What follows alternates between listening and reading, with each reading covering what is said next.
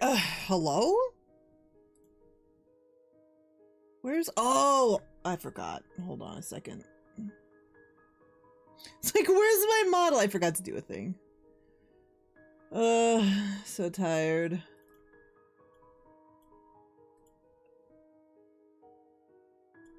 Okay, I got it.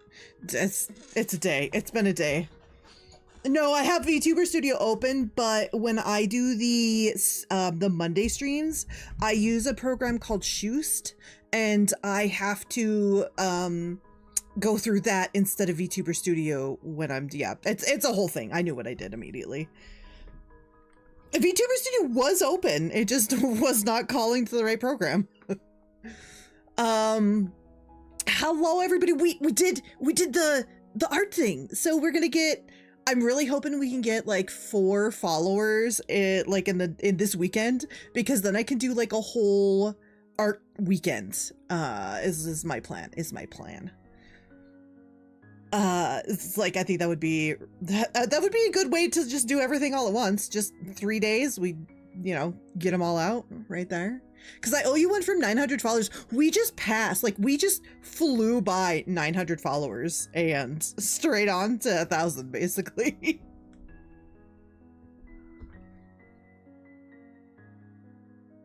Oh no, stop.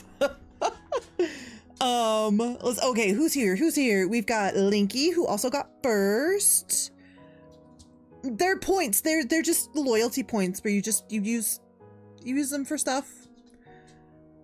We're 3 away from 1K. We are 4 away from 1K. Oh my god, words.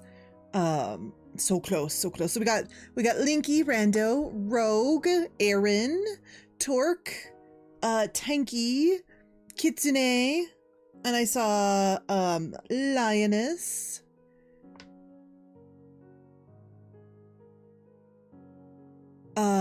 Let's see, what was I gonna say? I was gonna say something. Oh yeah! Hey, listen! I'm listening! Yeah, you can do all the fun stuff. Press all the buttons. I love you guys. As soon as you're reminded of the buttons, this all at once.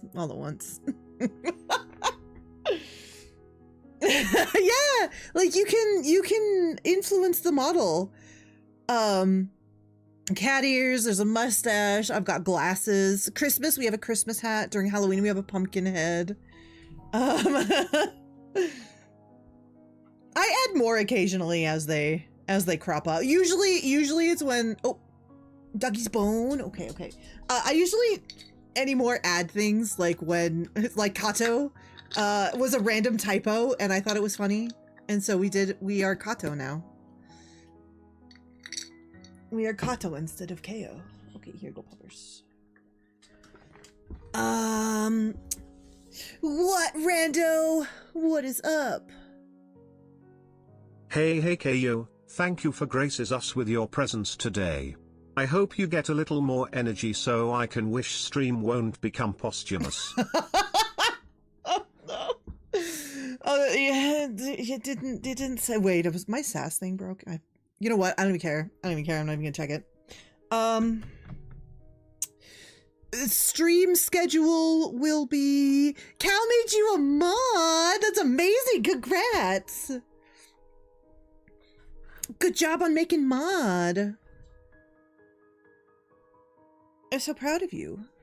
Let's see. Oh, we have some new redeems. I don't know if you guys have noticed. I know. Well, I know you were Lioness. I mean, Lionesses are like the best kitties, right? So of course you would be a mod. We have two new redeems, by the way. I don't know if anybody's noticed. There's still one that is waiting to be redeemed. The other one got redeemed a little too many times, but it's okay. I fixed it. It's good. It was so perfect. Yes. All it takes is one thing to be kind of funny, and then it yeah. And then it becomes stream lore. Let's see. Oh, my stream will be changing. My stream is going to be changing probably a little sooner than I thought it would. For good reasons. So I will be probably changing my schedule by at least the end of the month, I think. So do kind of keep an eye out for that. I will be streaming more in the evening. I will not be doing the early. It's already getting really warm here. I'm dying right now. The window's open, like the full heat of this. I need to actually put up my my windows coverings so that it's not quite so hot in here, but yeah, next week probably will be the start of evening streams. I might see if I can unfuck my sleep schedule and start waking up earlier. I'm not holding myself to that. I am not telling you that I am doing that. I am just putting the wish out into the world that I would like to try and like, I would like to do like early morning streams because it is actually cooler in the morning than it is the evening, but I don't expect, I could keep, you know, are more of you like morning people or are you evening people? Like, do you wake up earlier or do you stay up later? And by later, I mean like it would be like, I don't know, 6 or 7 Pacific time. Yeah, we're not that warm yet. We're not that warm yet, but we are at extreme risk of wildfires this year, and I'm hoping it doesn't get that hot, but it might, honestly. Neither? Oh no. Definitely a night owl. It's almost, but yeah, but I mean, okay. So here's the deal. If I switch my schedule, I will not be starting at the normal time that, like, usually I would have started an hour ago, which is 3 p.m. Mountain time, right? However, I would be streaming, if I change my schedule, I'm going to be streaming about 4 to 5 hours later than I normally do because of how so the sun doesn't set here until 10 o'clock at night in the summer, and it doesn't rise until like 6. So it's like, and I don't have AC, so I can't stream on this computer for very much longer, I don't think. I am also a night owl. I'm not gonna lie. If I could, I would start streaming at like 8 o'clock and just go till like midnight or 1. Just completely fuck up my sleep schedule. It's fine.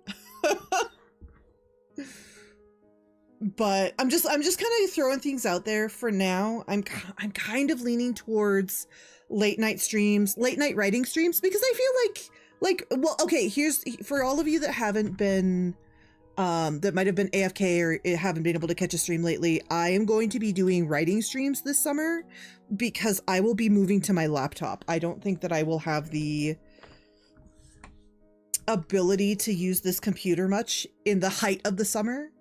I will use it for as long as I possibly can, but there's a good chance that I will be moving to my laptop in like a month or 2. So I'm just putting that out there that we are going to be doing writing streams all this summer. Modern GPU, too powerful. Even my other one, even my main, my PC little 1070. I don't have an AC, no.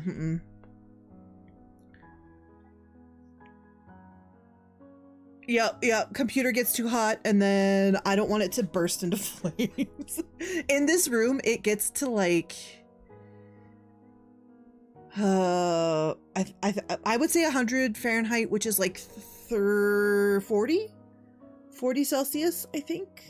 It gets really hot in here, like really hot in here.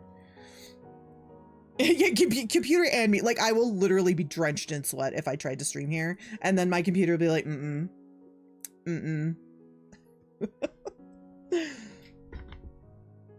So we're gonna be doing writing. The good news is, the writing streams are very interactive. Like if I'm writing, I tend to try to have you guys do a lot of decision making. So really, it's a stream novel. It's Chat's novel, because Chat makes the big decisions and I just write them. Gail gets baked and not in a good way. Yeah, exactly. No, exactly. And those that haven't been here on Mondays, we have a Patreon now. Me and Kit have a place where we put our stories for people to read for free online. So if you like to read short stories, we have kind of talked about doing possibly narrated, like audio narrations of them in the future. So we're gonna see.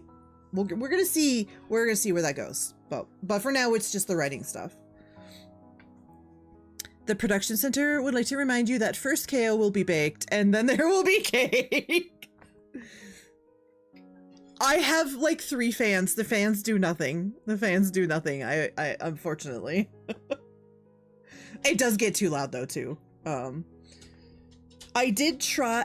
Here's the thing. I have an air conditioner, like a little tiny one. It will flip the breaker on this side of the house that I am on. So that's why I can't use it, because the wiring in the house is a little wonky. So they're gonna try to fix it at some point, but I don't have like a who, what, when, where. So yeah, the other problem is my breaker. Yep. Like even our heaters, if there's too much draw in the winter, it'll flip the breaker. So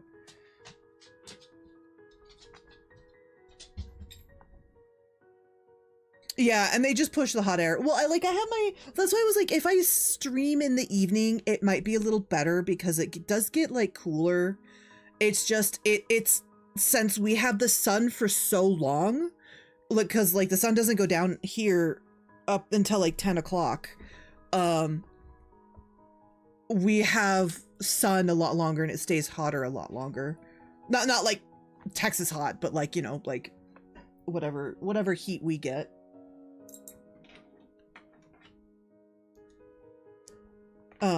So yeah, changes will be coming this summer. Normally I take a hiatus. I'm gonna be real. Normally I take a hiatus just because of the situation. I really don't want to do that this year. I really don't, because I keep having to start from zero every year and I'm tired of it. I'm so done with it. Howdy. KO can only stream between 11 p.m. and 6 a.m. Dude, don't tempt me. Don't tempt me. No, I couldn't even do that because I still have to mod for Clover during the day. So I wouldn't be able to break my sleep schedule like too much.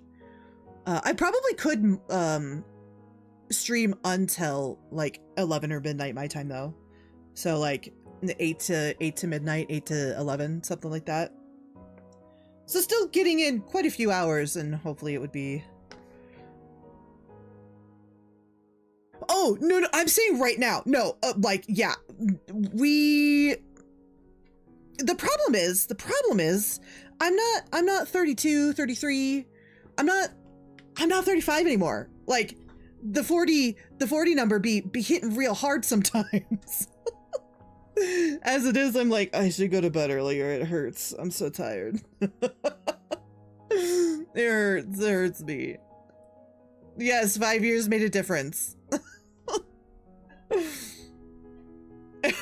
No, don't get me wrong. If I didn't have to do stuff during the day, I would definitely be like, nah, I'm just gonna stream at night. I'm literally just gonna be that like 9 to 3 streamer. That would be kind of great. I am the sleepy today. But in other good news, I think I might be able to stream a little bit more, because for reasons that I can't talk about yet, I will be quitting my main, like my store manager job, which it only gives me 2 days, but like 2 days that are like a whole middle of the freaking day stream or day job that is like hard to work around. So I have like 2 extra days to do stuff with.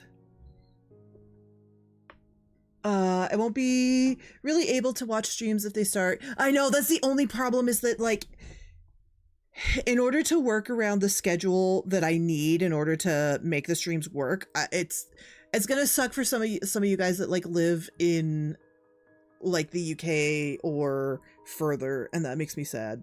Or like even East Coast, honestly. Cause it'll be like super late. Tea. It's not tea. It's not tea. It's very good things. It's very good things.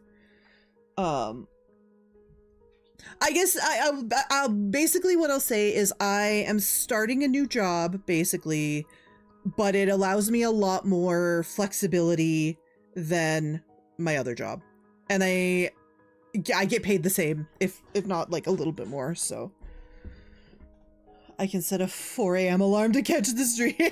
Oh god, no, don't do that. That sounds painful. That sounds painful. I had thought about maybe doing some morning ones, but I don't know. We'll see. We'll see regarding the stream. But yeah, so basically there's going to be just writing streams. I might actually even do just PNG tuber. I don't even think I'm going to be doing my regular VTuber because I don't know if my computer can handle it, but no, that's how I feel. I hate mornings. Mornings are like my worst enemy. Mornings are hard. Hi, an Eskimo. Early morning gym session with right, dude. I need to go to the gym so bad. There's no gym here. It would just be me doing calisthenics and yoga. Like, which I should be doing anyway. I stopped so long ago and I need to definitely start again. How are you doing, an Eskimo? We're talking about the schedule change for the stream, which will happen in a couple weeks, probably. Maybe the end of the month, we'll see. I don't know yet. I have to work out some stuff. I might be changing my schedule to mornings, 8 a.m. to 8 p.m. soon, and I'm terrified to wake up at 7 to go. Oh my gosh, I'm so sorry. Waking up in the morning is hard. You're pretty good, but same though. Same. I relate to that. I also am doing pretty good, but sleepy. Hello, Ren. I'm trying to think of anything else I need to talk about. I think it was mostly just schedule stuff. Actually, you know what? I need to pin this.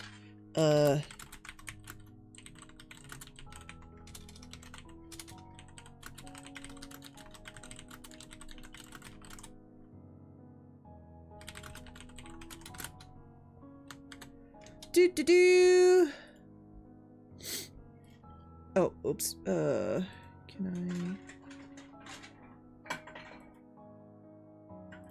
There we go.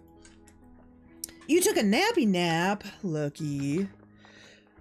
Okay. Also, so I guess I'll just let you know there's still a third. There's still an honorable mention that can be claimed, by the way, because y'all wanted first, second, and third.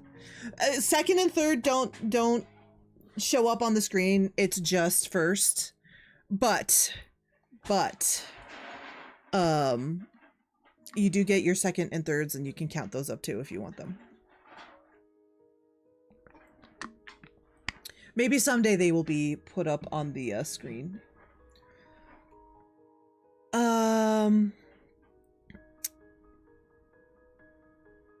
Well, because Linky already got first, and then also Torque,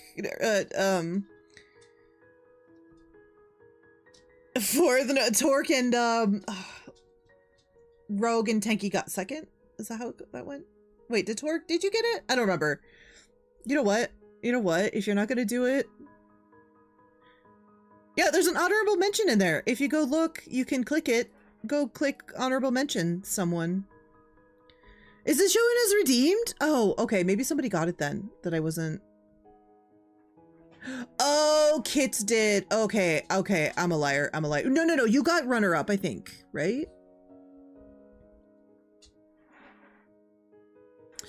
Kits got Well, here's the thing. If you're too slow, I guess people can redeem all of them, technically, if they wanted to.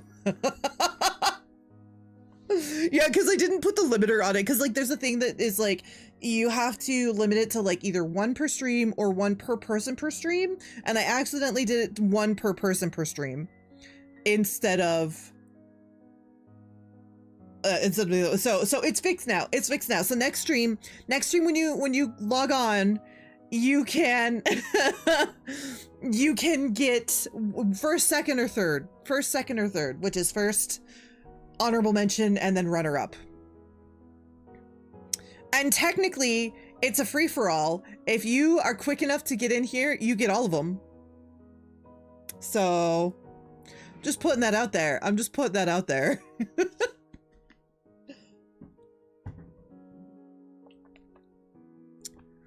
Okay, yeah, other than that little thing, I think that was the only other thing. I know, he's...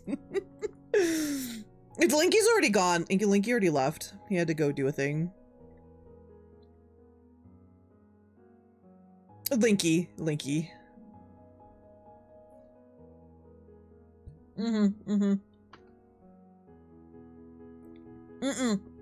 Here's the thing, if you want to fight for it, this is one of those things where I'm like, nah, this is all you guys.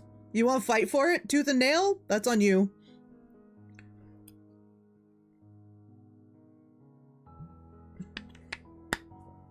Because you're always going to get those people that are like, well, I'm not going to get first, so I might as well get second and third, right? So the whole time Linky is getting first, somebody else is getting second and third, or somebody else is like, well, I'm not going to get first or second, so I'm going to get third, you know. Speaking of fish, I've been watching bald eagle babies, and guess what they usually eat? Fish? Fish? Ugh, regurgitated fish.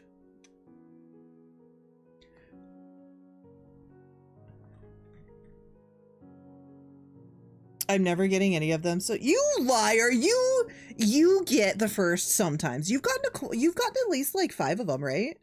I'm pretty sure that you have a couple of them. Don't make me look. Don't make me look. Let me see. Let me see.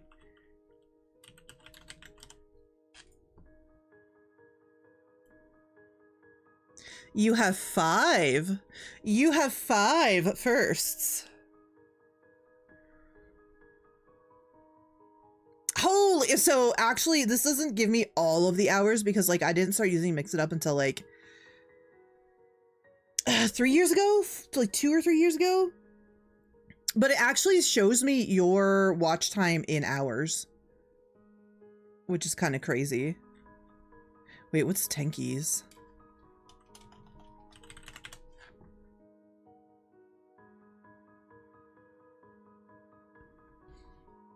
What up? Did you get your bike taken away again? If I hear that you got your bike taken away again, I swear. You have a concern? Oh, Tenki has been first 22 times.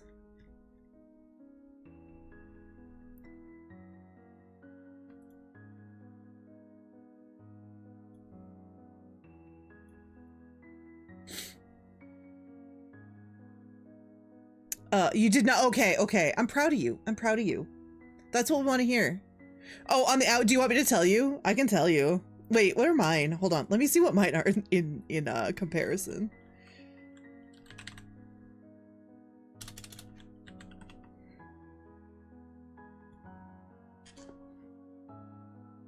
I did, however, damn near beat a 7.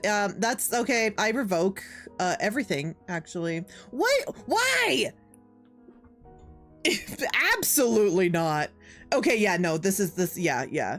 So since I started streaming with this bot, I have streamed for, well, I think some of this is, I'm guessing this is all of my live counts. I have 1,176 hours and 33 minutes.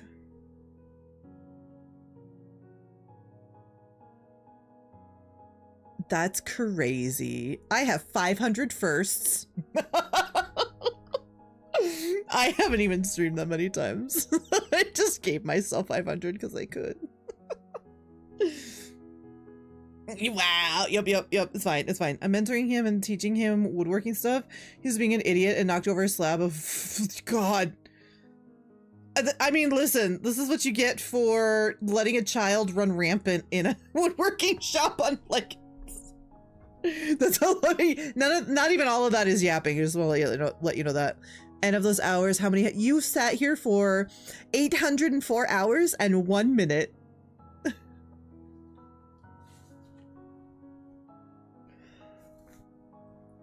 Kayo gave herself more first than she streamed on brand. Yeah. Why wouldn't I? Why wouldn't I? Your threat, yeah. I mean, they're pretty cuddly threats.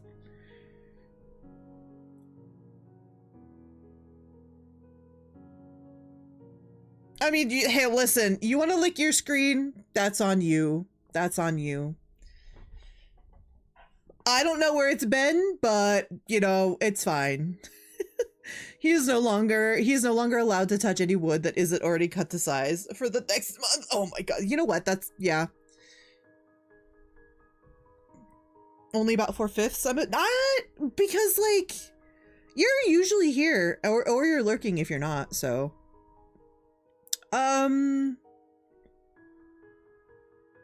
do I not have a watch time?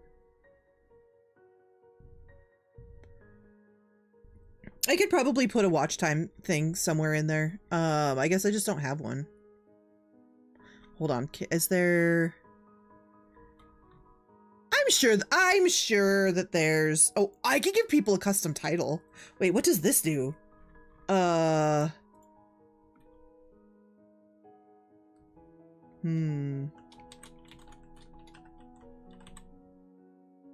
don't know what a custom title does, but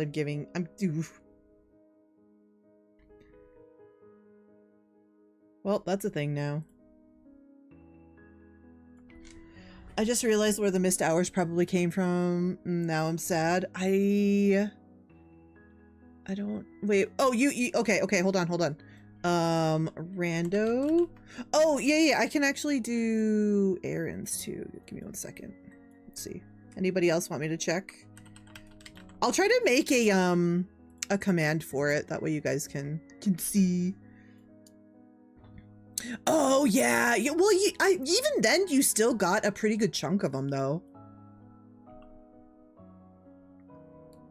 I don't know, it doesn't seem to do anything, to be honest. I don't see anything over here and I don't see anything over there, so I don't think it really does anything.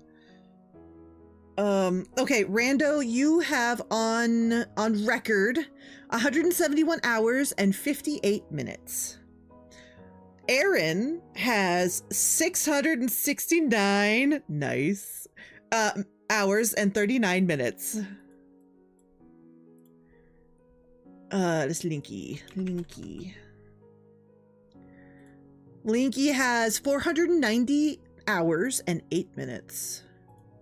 I wonder if it would let me... I'm leaving the streamer. That's hilarious, actually. It's like, you have to go, because or else, you know.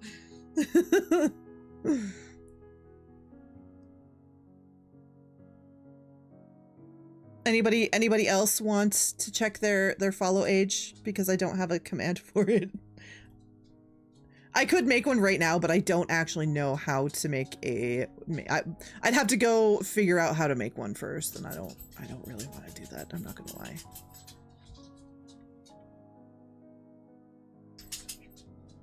Oh yeah, you have to reach 420.69. You have to reach 420.69.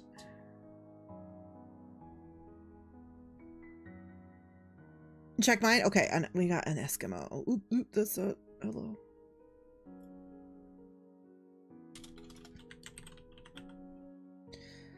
An Eskimo. An Eskimo has 18 hours and 52 minutes.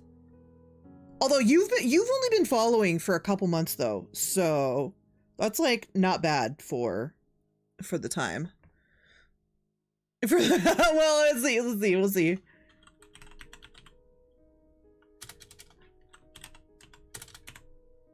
Okay, Torque has 8 hours 8 hours and 6 days. That's not bad, actually. It's not bad. Hello, goose. A very silly goose.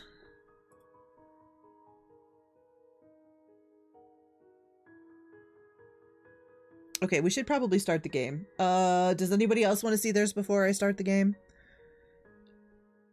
Not too shabby. I wish this would let me sort by, like, the amount of, Oh, I can! Oh, sweet! Hold on.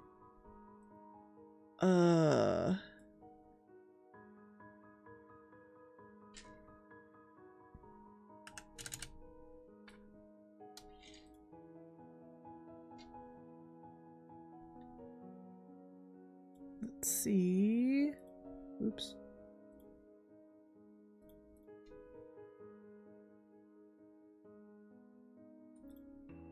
Oh, the 600 minutes.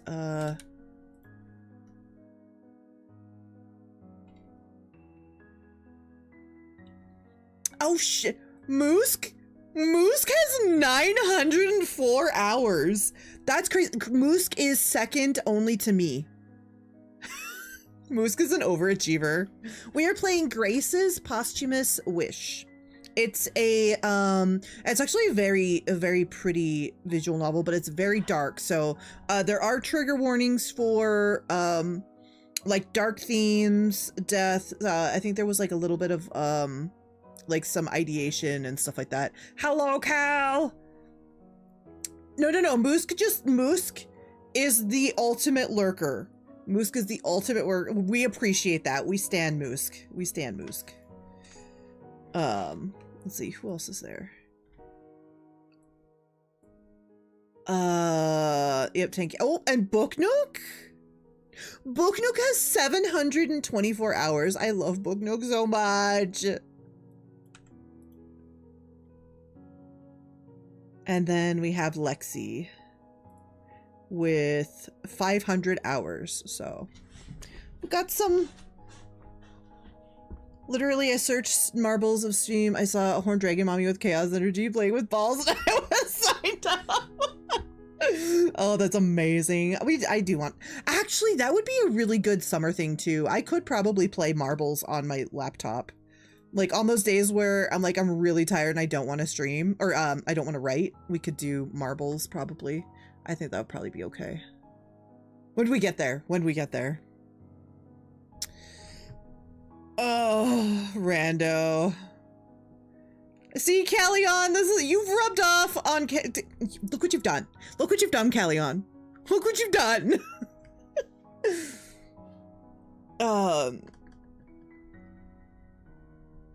Swimsuit KO for some. Yeah, right, dude. If I had the time, if I had the time.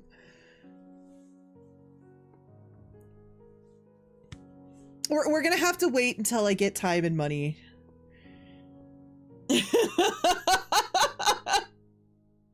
You've helped bring the joy of buns. No! I'm a mod now. I must immerse myself in the buns. Oh no. Okay, I'm gonna start the game.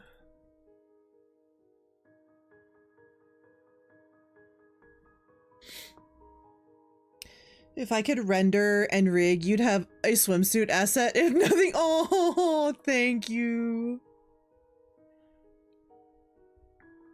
Hello, what? Hold on.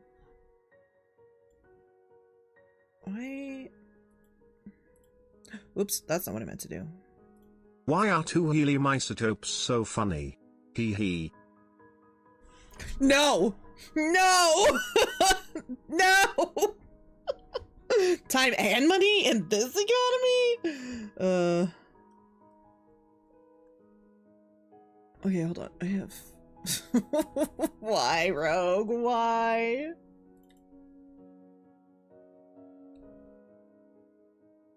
What do you... Hold on, my computer is being really weird.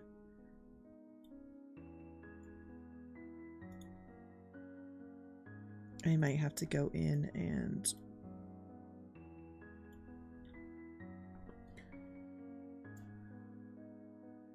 I totally haven't been building a bad buns list. That's so funny, though. Can I play it from here?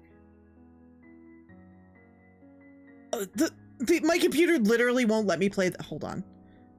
Fuck you, Windows. I hate you so much. Where's your bitch ass hiding? What is going on? Do you think these old people swimsuits would be fitting then? I think it would.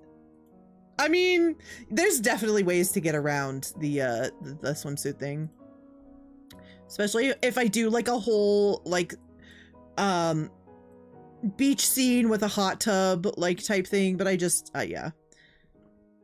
Also, I do really like the cute like high-waisted kind of like swimsuits. I think they're cute.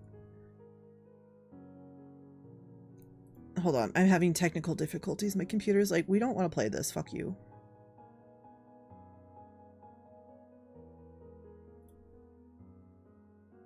Wait, that's not...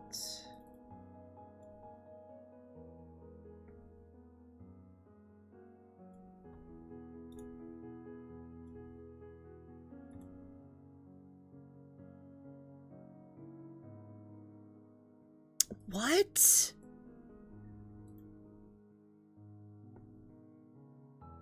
Hold on. I need to turn off whatever is going on here.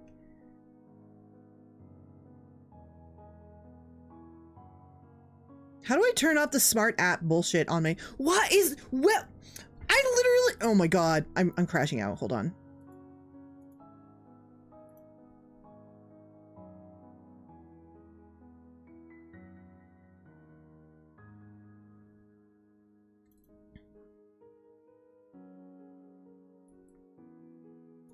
Okay.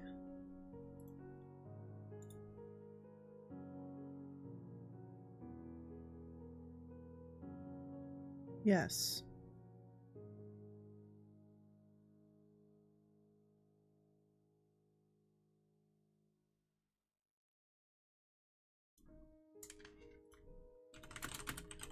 Why did the Indoraptor never see the sun?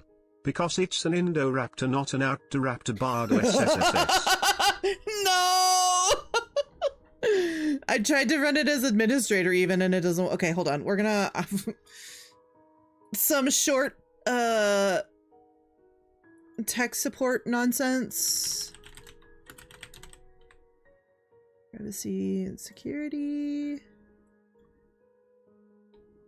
I have no idea how this thing got turned on, whatever it is. It did not have this yesterday.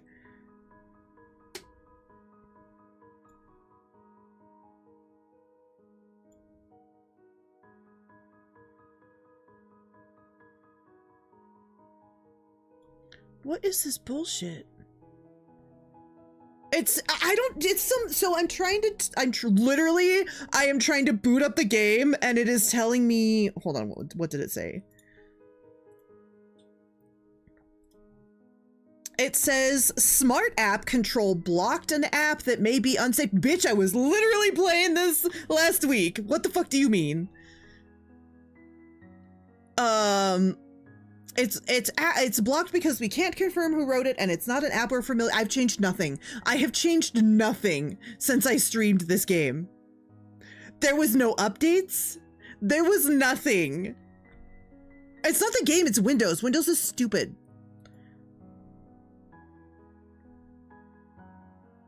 Like, and I don't know how to... Like, which is weird because it, like, says that it's not even on. No, Windows literally hates me. No, it doesn't. It doesn't. I'll tell you what it has. It has okay. It has send feedback, get apps from the store. It has no way to overwrite it. It says this is blocked, goodbye. I've never had this before. I've never had this before. I downloaded it, like, we played it. We played it on stream for like 6 hours the other day. That's why we already played part of this game. She spent some time on Only Kids. Like, I haven't... Only Claws, no. I want to send feedback and be like, your bullshit is breaking my stream. What do you...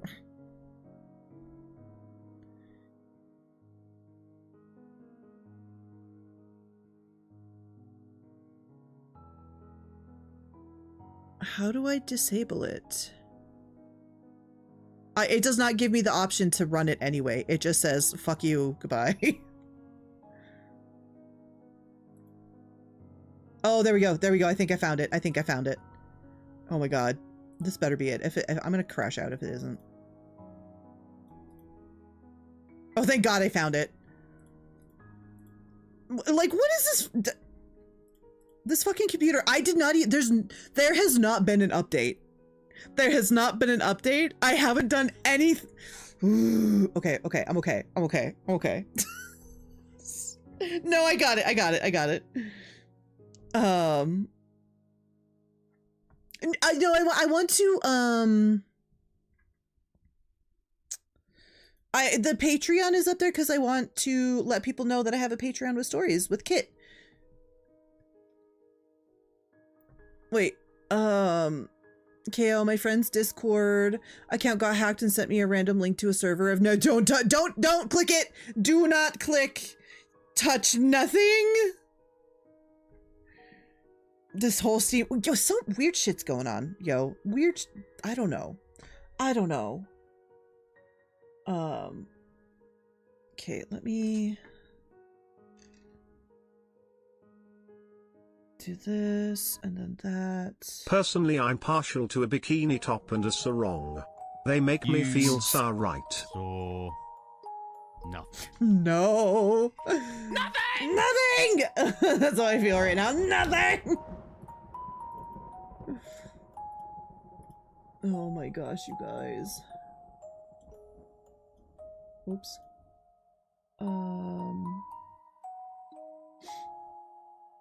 Hello, game?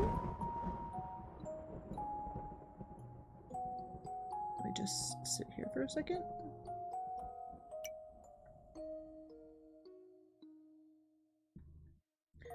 I feel like every single time I come back, like my stream is just like, hey, we're gonna change some weird shit on you for no reason. I finished my prompt. I just need to go back and like edit for clarity. It went weird. I got weird this time. I gotta barely. It is pester. It is that day every day. I don't know what you're talking about. Oops. No, stop. Stop. OBS, please. Okay, I have that. Yes, I have the game.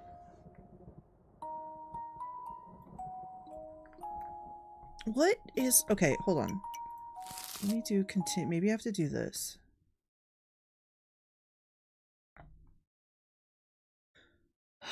Why does my stuff have to break all the time? There was...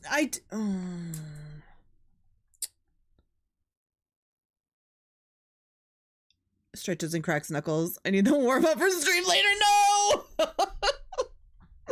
For the prompt, I can write, okay, if I do say so myself, but interacting with people is where I fuck up. That I found that dialogue is really hard for a lot of people. Okay, hold on. I have no idea why it's doing this now.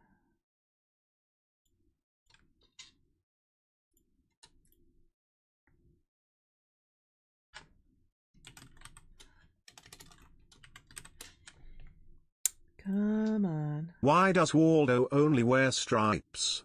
Because he doesn't want to be spotted. No. Oh, why would you do this? Okay, yes. Hello? Now it's... Oh my god. OBS is not picking up my game and I can't figure out why. I'm in the game. The game matches the thing. Hold on, let me try something else.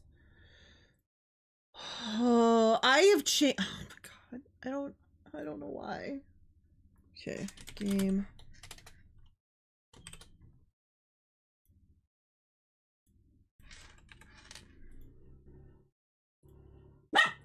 Sam.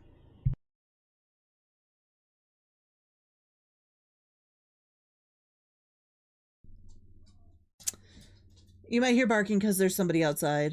You will be in trouble. Stop. Okay, that did not work.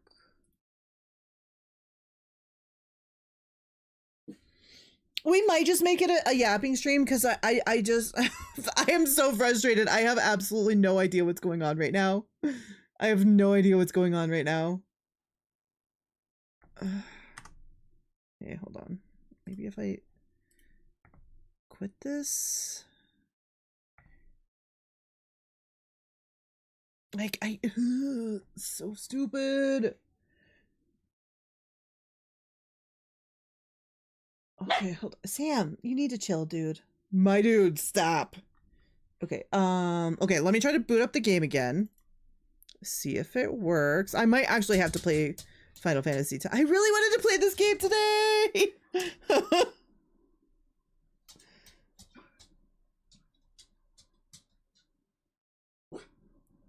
Oh, here's the thing.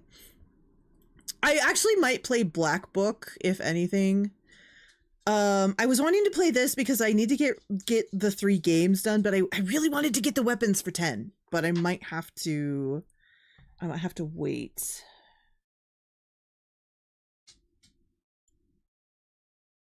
Okay. Yeah. Oh, did I?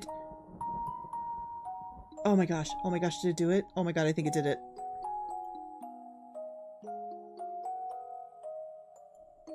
Goodness. I don't know. I had to like a lumberjack was cutting down a tree. The tree said, "Wait, I can talk." The lumberjack responded, "Now you can dialogue." No! Why? Why would you do this? Oh, Callion, you hurt me. Only Black Book I know is about. A Black Book is a it's a Slavic horror mystery game. It's like a card game. It's a card game type horror game. It's like very story heavy, narrative driven. It's really good. What about Death Note? Yeah, what about Death Note? Yeah, isn't this this game is so good. This game is so good. That's why I really wanted to play it, because it was like, ugh. Okay, if I remember right, didn't I have to move me a little? No, it's fine. I'm fine. I'm fine. Okay. Okay, we're good. Everything got sorted. Everything got sorted. Dude, I'm gonna crash out. I was like, I swear I'm gonna crash out. And now there's an ad in 6 minutes. This fucking game. Sagittarius, Capricorn. Are you a Capricorn? I meant Bible Black, but no. Oh no. Oh wait. What did you? The only Black Book I know is a butt. Okay, I mean, I understand what you're saying, but like the way you say, yeah. We're not gonna talk about Bible Black in the stream. Okay. I'm calm. I'm good. I gotta know what happens. Wait, were you here? Who was here when we played this last? Oh, by the way, the other game, it's not a prequel. It's the first game made by the studio was on sale for like $1, and I grabbed it yesterday. So possibly this one is for Tenki. How do you catch a bra? With a booby trap. I can't. No, I can't. I'm done. No, stop. Absolutely not. We might be able to do some visual novels too, instead of just writing. Because me and Kit were talking about that. I might be able to do some visual novel streams with Kit, which would be really fun. So that was something that I might have to kind of work on. But okay. Today's lucky color, pink. The lucky object, lipstick. You can say people are getting ballsy. No. Oh, if nobody remembers where we were last time, we had just we had confessed our crush to our senpai, And he rejected us. So then we were like, well, we're gonna fucking make a love potion. So. Okay, lucky number 3. We went into the Shadow Realm to learn about the curse. Well, there was that, but then there was like that whole saga with the girl with the glasses. And the dude's name is just Senpai. He doesn't have it. His name is Senpai. Okay, we decided to, I'm assuming we've decided to commence with the ritual the following night. Everything goes surprisingly smoothly. New Year's vacation has just begun, and my parents are away at work again.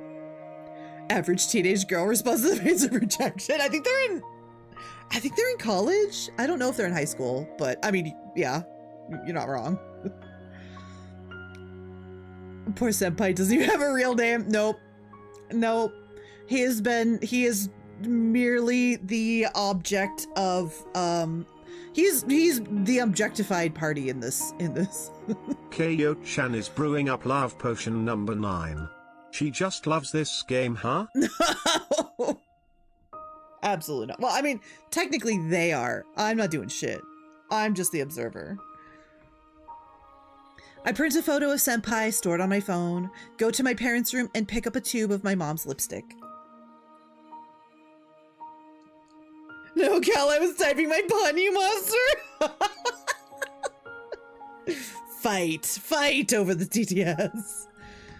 I took my ailing iguana to the vet recently, and she prescribed him Viagra. Apparently, it's designed to treat erectile dysfunction. I'm gonna ban you all, I swear to God. I need to make angry looking KO emotes. Like the ones I keep using that are hold on. I don't know if you've seen these. I don't know who's seen these or not, but I fucking love these. Wait, oh no, where'd they go?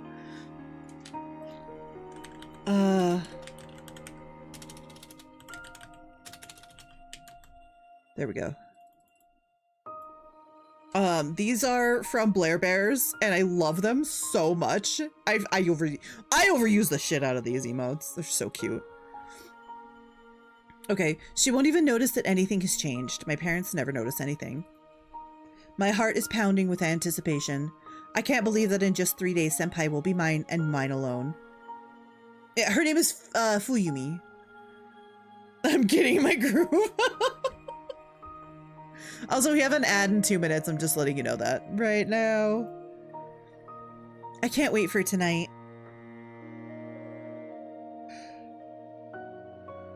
Oh, excuse me. Sam, please. Oh, wait, actually, we're on the wrong screen, because last time... Yeah, this one fits better. You can see more of the screen in this one. Actually, let me... I think I was like a little bit over here. Yeah. Okay. I'm good. We have dinner, go up to my room, and start preparing for the summoning of the dead lover. First, we apply the pink lipstick to our lips. It's the first time I've ever used makeup. Yet another new sensation that thrills me to the core and makes the world blaze bright with color. Looking at my reflection in the mirror, I see a girl capable of making Senpai's heart race. Let me indulge as well. What do you call a screw in a car? A screwdriver. No. Cal, do you get it? Because a cat from your army made it so you could say your pun first. Leagues above that dumb timid girl who sat mute in her hospital bed, incapable of stringing together more than 2 words at a time. Mitsuki doesn't seem any different at first glance, and it involuntarily gives me a feeling of superiority. The next step. I draw a head on the window pane, then shoulders, an illusion of a person approaching the window and looking in. Except my room is on the 2nd floor, and it doesn't have a balcony. It looks both creepy and funny. Mitsuki looks at my masterpiece with a slight sneer. I hope this will be enough. I don't think ghosts are the type to be so picky about such petty issues. He'll be testing our love, not our artistic abilities. Okay. It's ad time. It's ad time, so I'm banishing you to the clips. I will see you in like 3 minutes. Watch out, gun guy. Everyone crouch and be quiet.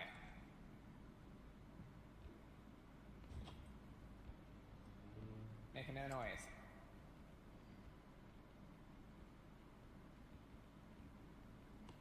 Lexi, I'm not supposed to be making noise. No, you can talk. Are you I'll sure? take care about voice chat. Watch out, gun guy. Everyone crouch and be quiet.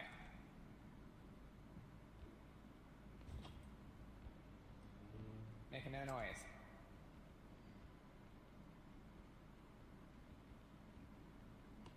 Lexi, I'm not supposed to be making noise. No, you can talk. Are you I'll sure? take care about voice chat. Let's like do not get killed. I've not seen one single enemy. Don't, oh my god, no, stop that! Damien! Damien dicked me and it scared the shit out of me. I'm gonna sit here, pout. Oh, I know I'm done. What? Oh. No, what are you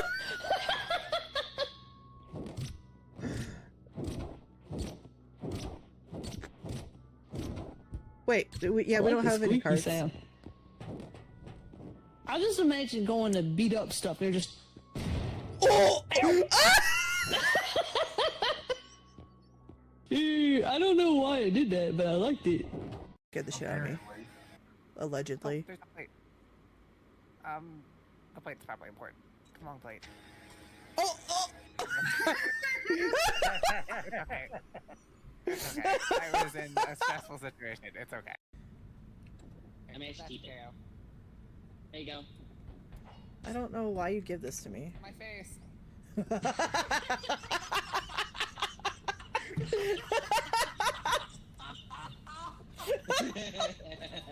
Give that to KO. My face. I didn't do anything! Hold on, there's something over here. Is it here? What the fuck was that? Oh, that's the shotgun dude.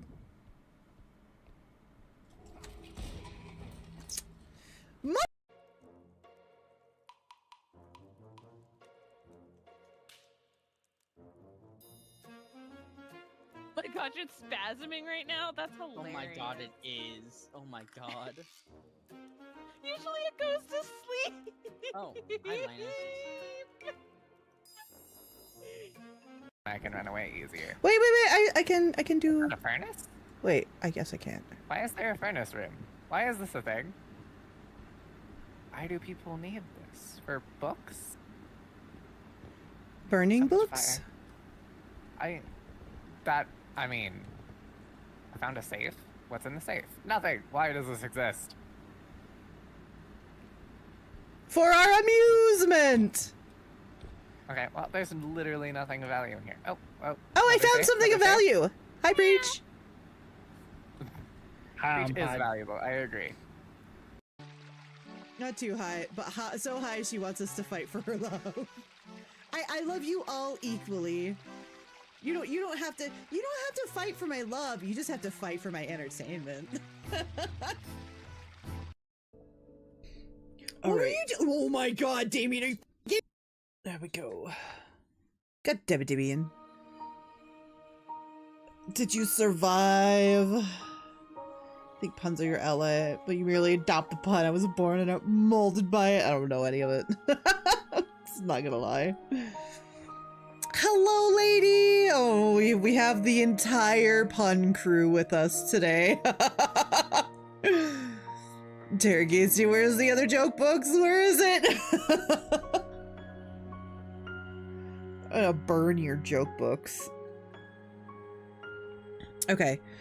I don't think ghosts are the type to be so picky about... Oh, wait, okay, we read that one. I don't want to disappoint him. What if he takes offense and doesn't show? Then this ghost is a dime a dozen. Oh. Oh, it looked like... Oh, okay, I'm guessing this is like dust. It looked... On here, I was like, is the sky moving? What's happening? Great. Now I'm imagining a Sentai Power Rangers based on wordplay and comedy. Oh god. I will never tell you. All you do is read it between the lines.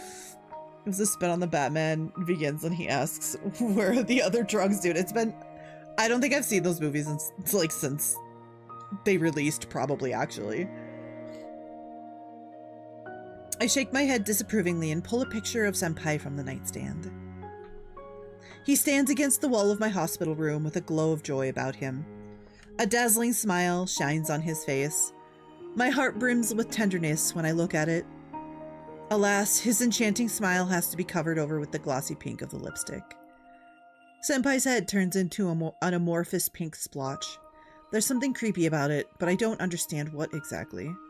I mean, maybe it's the fact that you're doing this in the first place? Like, what would be your first clue, kid?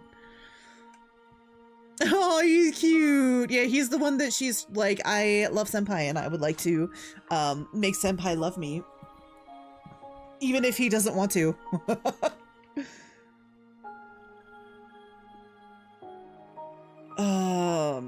Mitsuki, meanwhile, pulls out a picture of the boy she's going to put under a spell. Bursting with curiosity, I peer over her shoulder. Standing in the photo is a blue-eyed guy dressed in a plain sports uniform. Mitsuki had taken a picture of him while he was playing soccer. The boy's frown seems a little plain. He doesn't hold a candle to Senpai, but I don't want to upset Mitsuki. Wow, you were kind of judgmental. Like, just like a little bit. What the heck?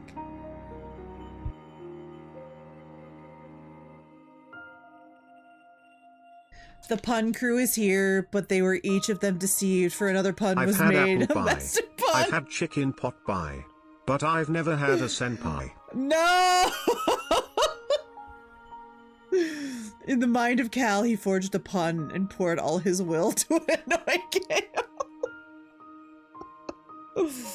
Oh. How did you two meet? Mitsuki turned to me, holding the picture to her chest, and becomes gloomy for a moment. But right after that, she smiles. He's my friend's older brother. Sometimes he and I cross paths when I go to her house. Oh. I see. Sam, you need to chill, buddy. Go to bed. Mitsuki's love story turns out to be surprisingly trivial. I was expecting a long-lost story about childhood friends or how he once saved Mitsuki from bullies.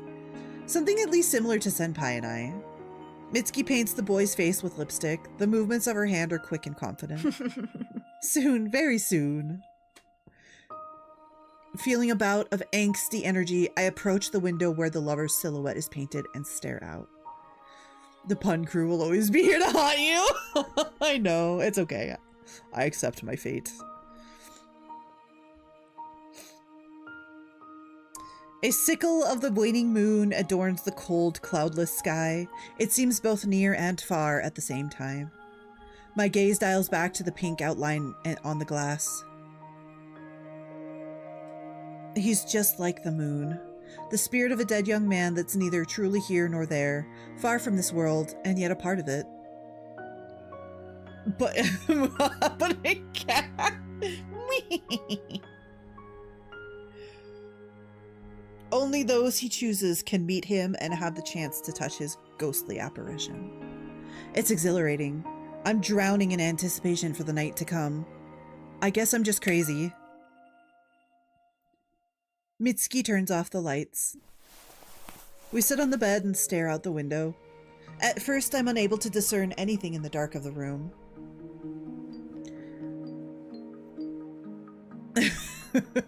Did you hear the police had a misspelled message written in blood? Yeah, they suspect it was a typo. Oh, it's so bad.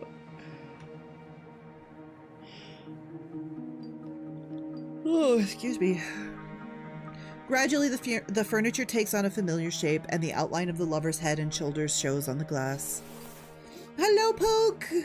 How is it going? We're doing good. We're playing a visual novel. It's a little bit creepy, so if you're not inclined towards the horror genre, it is a warning. Nacked and bullying people at Pokemon Champions, as it should be. As it should be. I clutch the edge of my sweater in anticipation. Mitsuki breathes quietly beside me. We keep our eyes fixed ahead. An electronic clock sits on the nightstand across from us. It reads 1:30 in the morning. Whew, excuse me. Oh my god, I'm so tired. For no reason. My nerves are so bundled up that I feel completely alert. Mitsuki, on the other hand, occasionally rubs her eyes and yawns. So she doesn't take the spell seriously after all. Ha! Hmm? What's the matter? No, nothing. Fuyumi? Yeah? Aren't you afraid? Of course I'm not afraid. I'm looking forward to the lover's arrival. I'm not. You? Mitsuki shivers. I don't trust dark forces, Fuyumi. There's too much evil in our world as it is. Except it comes from people, not some netherworld. I read Greek mythology and Polynesian mythology, so I know how gore can get and how fucked up things can be in a genre. Yeah. Horror is my favorite genre. Absolutely love it. Especially when it's just kind of like creepy and spooky. Like it's not even necessarily super outright gore fest.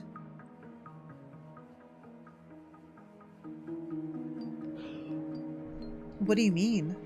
We don't know what lurks inside us, what dark secrets our hearts hold, and we don't know if we can overcome them. Never looked up Polynesian mythology. Anything you recommend? Fun fact, Maui killed his 47 cousins and died by his aunt. Oh. Poor Maui. I actually don't know anything about, well, I wouldn't say not anything, but I know like very little about 13 Brothers. Holy. And yet we're trying to contact some evil outside of us in addition to managing what we already have inside of ourselves. Hi, Rat Pack! Isn't that a little presumptuous?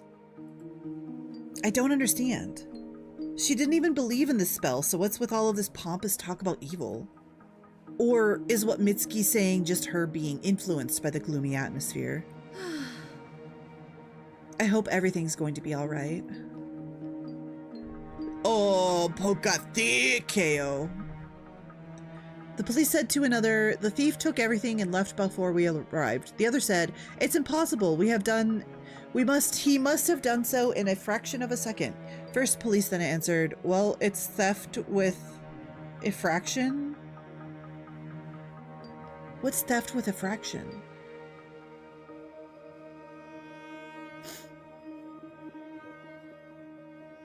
Am I just dumb?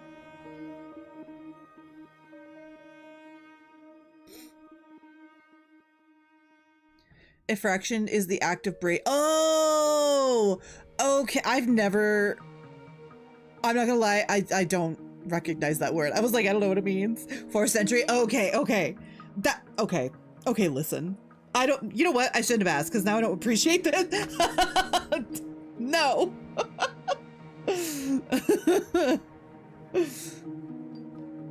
I mean, I get it now that I know what it means. I didn't know that that's what effraction is. I always knew it as breaking and entering. Yeah, well, it could be something different down here. I've never heard that. Or it could just be like super legalese stuff. Okay, having doubts? I just have a bad feeling about this. Her fear and mistrust come as an unpleasant surprise. In the end, even though Mitsuki and I are bound together by the same misfortune, there is actually a chasm separating us. I fix my gaze on the rudimentary painting of the lover. As I admire him, I feel my irritation morph into joyful anticipation. Silence. We sit in complete silence. The only thing that breaks that silence is the sound of our breathing. 1:20, 2:30, 45. Where is he? I'm getting drowsy as well, my eyelids weigh heavy. I yawn so wide that it stings my jaw. Mitsuki ruffles up a pillow in an attempt to stay awake.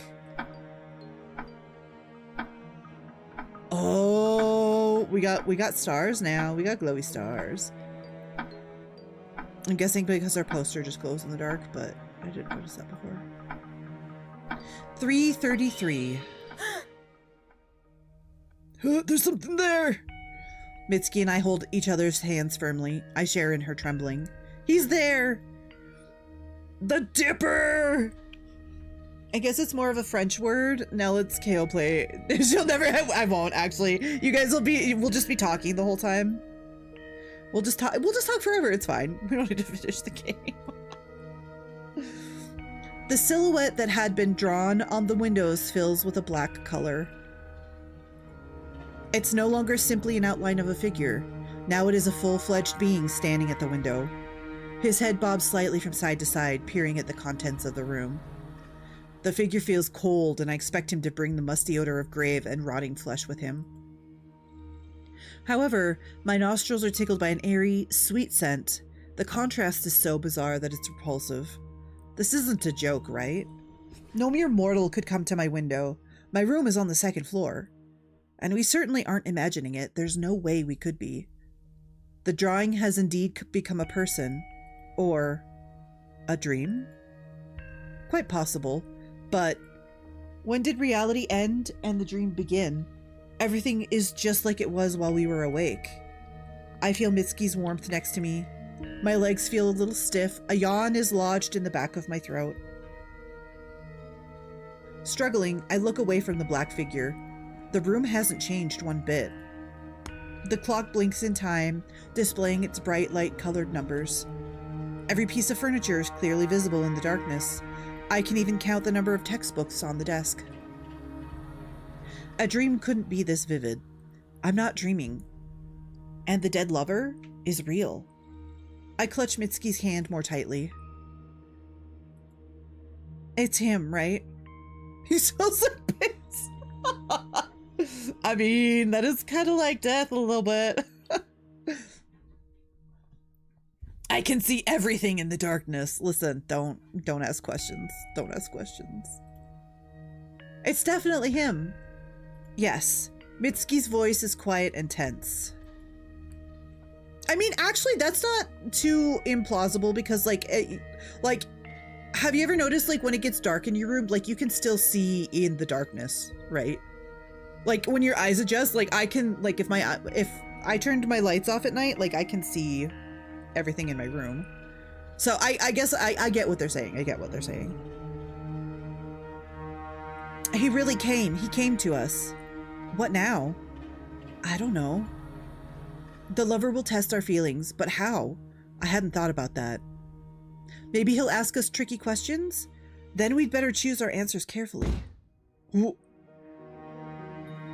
what is this on the window?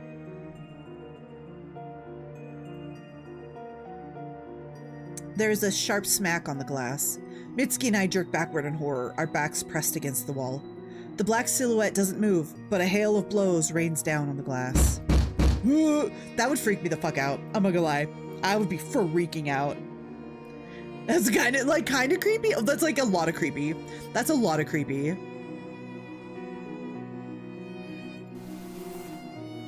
What does he want? Well, you summoned him. What do you mean? What does he want? Mitsuki is angry. She quickly gets off the bed onto the floor. She is about to head for the window, but suddenly the pounding stops. Mitsuki freezes. I carefully approach her. So what now? She shakes her head on urban legend? Cryptid? Creepypasta? Testing? If this is the test, Mitsuki was worried for nothing. It's silly, not scary in the least. I decided to say something, but at the same time, another blow comes. Oh, I don't like that one. I don't like that one at all. The black figure isn't moving. I fix my gaze on it and don't immediately notice two curled hands crawling across the glass on the other side of the window.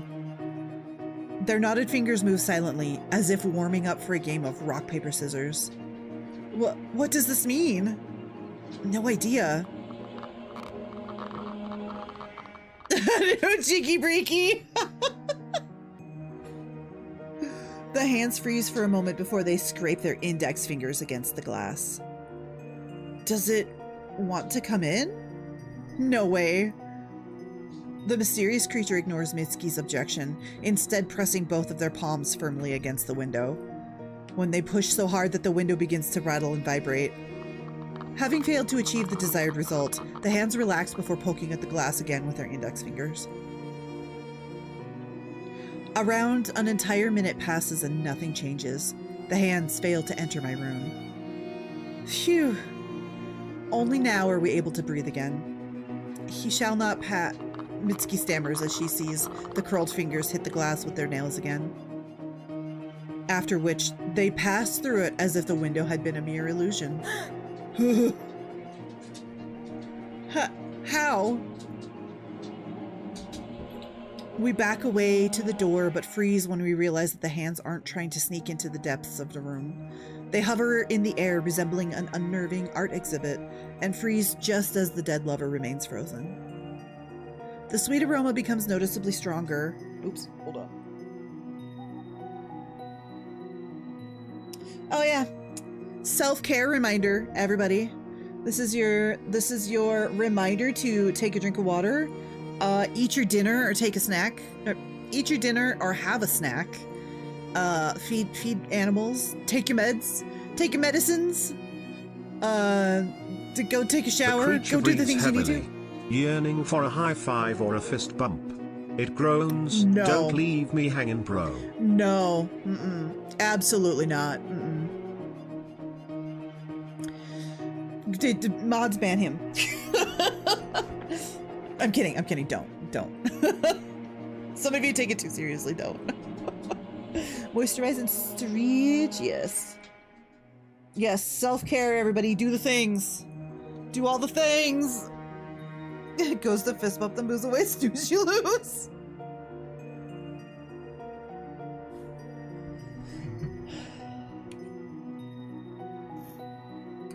Okay. Yes, take a sip from your bottle of water. Bottle of water. Okay, the sweet aroma becomes noticeably stronger. The hands twitch, coming to life, and synchronously draw a curved line in the air with their fingers. An arc crawls across the glass from top to bottom next to the black silhouette. Hello, Beatrix! Welcome in. We just got the redeems to stretch and moisturize, if you would like to stretch and moisturize too. The hand keeps moving and another line emerges, and another. How? It's impossible for me to take my eyes off the eerie spectacle which seems so reminiscent of a well-practiced dance. He is writing something. Mitsuki takes a step back.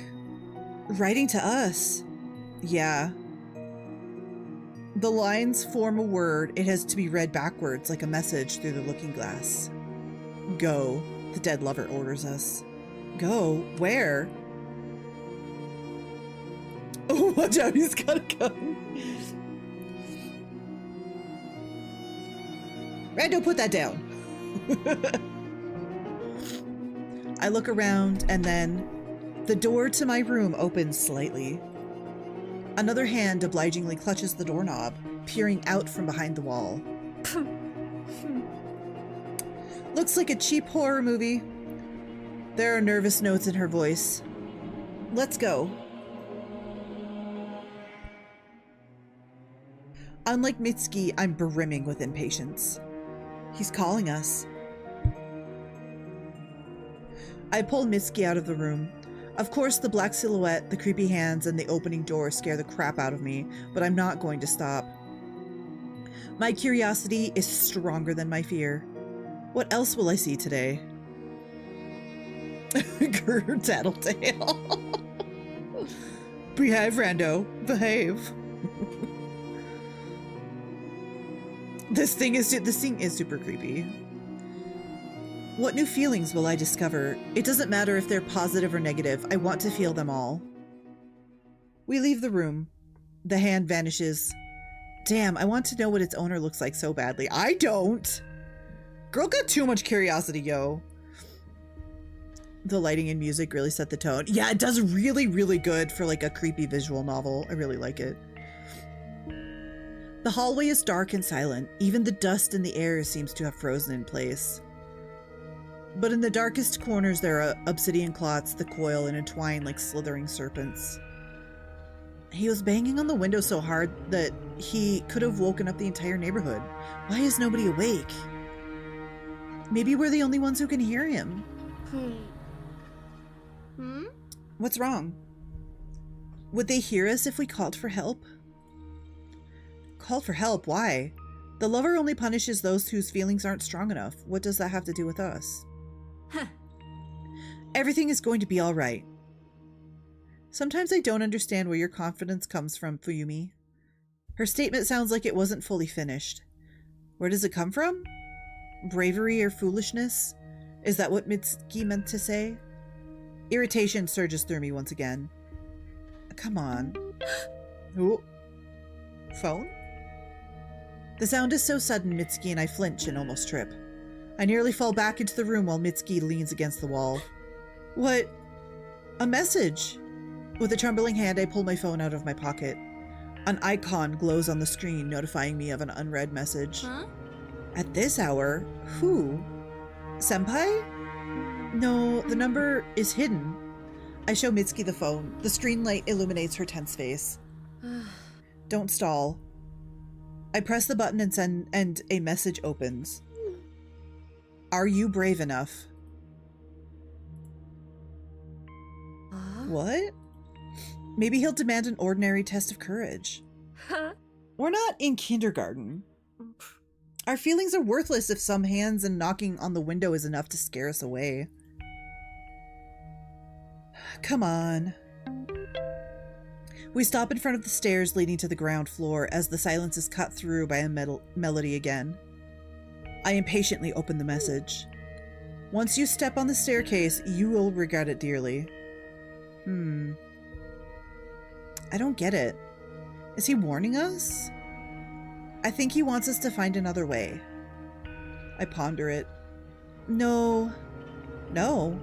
He wants us to go forward knowing we'll regret it. Test of courage, right? I nod and look at the steps. They are drowned in darkness and seem as unreliable as fog. They feel frosty. And the smell. I doubt my mom baked vanilla pies, so where does it come from? Regret it. Mitsuki whispers something under her breath. Here, let the fate decide again. I squat down and gently release the dice from my palm. It makes a few somersaults and stops, showing 4 dots on the top edge. I squeeze Mitsuki's hand with vigor. See, we shouldn't back down now. Better not to disappoint the lover. But this point, we've already realized that there are no coincidences. Just like celestial luminaries moving in precise trajectories, our actions are predetermined. Okay, let's go on 3. 1, 2, 3. We step on the staircase, staying in thoughtful silence. Oh, stay in thoughtful silence. Nothing is happening. A sigh of relief escapes my chest. Huh? Uh-oh. Uh-oh! Spoke too soon! Before I know it, I'm falling somewhere down. Falls down the stairs. A scream is stuck in my throat. My ears are filled with the crackle of breaking boards. I vaguely wave my hand, trying to grab onto something, but in vain. My other hand continues to squeeze Mitsuki's palm. Air rushes out of my chest with a barely audible groan. A pulse of pain runs up my spine, and for a moment I don't understand who or where I am. My body refuses to listen. My arms and legs resemble parts of a wooden marionette. The staircase collapsed. How? The lover's trap? I need to come to my senses. I slowly clench and unclench my fist. It's okay. Much better than the day I slipped. Phew. I sit up with difficulty. My back aches mercilessly, echoing waves of pain in my nape. Something hot is running down my neck. Blood? Mitsuki? She lies beside me, still clutching my hand. She isn't moving, only writhing in pain. Mitsuki! I help her up. Are you okay? My hand. Damn, it hurts so bad. Mitsuki's face contorts in a grimace. She presses the right hand of her chest and clenches her teeth. A drop of sweat rolls down her temple. Looks like she twisted her wrist in the fall. I check my nape, but my hand feels something warm and sticky. I shake it off in disgust. Black drops fall to the floor. The floor? Wait, what? Mitsuki and I are sitting on the floor in front of the stairs as if nothing happened. But we fell somewhere. We fell right into broken planks. I run my hands around me. Nothing. The usual floor. He's playing with us. Are we in some other reality, or are we simply victims of a plausible illusion? Pain is no different from the real thing, but I can't explain our return to the first floor as anything other than a trick of the mind. In any case, we have no choice but to continue the trial. What does he want this time? Keep going. But remember, once you step on the staircase, you will regret it dearly. I stare at the stairs in horror. Mitsuki snorts sarcastically. Are we brave enough to repeat the fall? I stare at Mitsuki's mangled hand. We got lucky last time, but with a less fortunate fall, we risk breaking our necks. What? What the hell? I tuck my phone into my pocket and turn to Mitsuki. Ready? Mitsuki covers her eyes for a few seconds. I can see that she is in a lot of pain and scared. She was hurt more than me, after all. Ready. I glare at the stairs, sweat beads on my forehead. One step and we're flying down again. We can break our legs, arms, necks, fall head first on a sharp nail. Or has the lover prepared something new for round 2? One step forward. Don't think about anything. I exchange looks with Mitsuki and step onto the stairs. Mitsuki follows immediately. This time we don't hold hands. One step. One step, I don't know why. Nothing. We aren't falling. It doesn't even matter how hard you cry. We aren't falling. The step remains a regular step. The lover tricked us. Only now I notice that my heart is pounding in my chest like crazy. It's beating and overriding the pain in my nape and back. That's all? I don't know. However, we have no choice but to move forward. This would be so stressful. Nothing. Just putting this out there that like this is not like no person is worth falling down the stairs and breaking your neck for. I'm just saying. I'm just saying.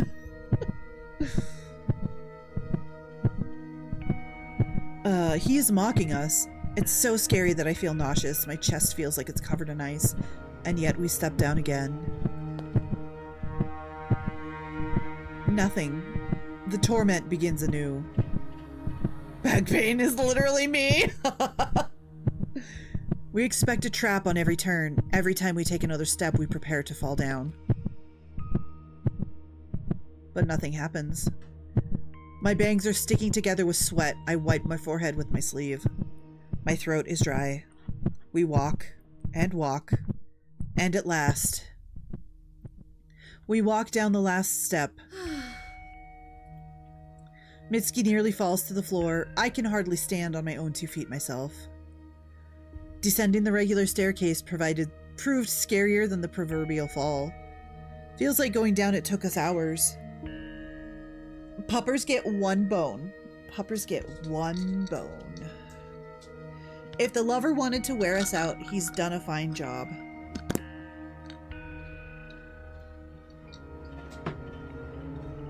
That's so many, but no, they get 1. They get 1. I will give you 1 for your streak. I will give the puppers 1 for your streak.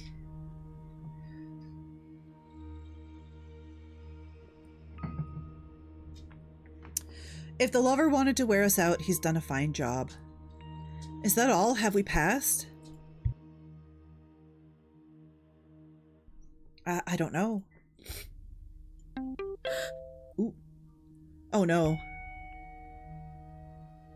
I pull out my phone and read another message. Kitchen. Well, we have to go. The trial isn't over. Come on. We all streaking. You seem to be enjoying this. What makes you say that? Excuse me. You're smiling. I do? I didn't even notice. I'm still nauseous from the anxiety. My nape is acting like hell, but am I really enjoying this? I'm not sure. I'm too anxious to accurately characterize my condition. There is no one in the kitchen. I shake my head, not sure what to do next. And then black flashes glimmer before my eyes. It's like a flock of agitated bats has rushed me. A couple of times I feel a weightless touch on my cheek, but it doesn't hurt. As if someone's fingers are studying my face, trying to penetrate deep into my mind and read hidden thoughts through tactile contact.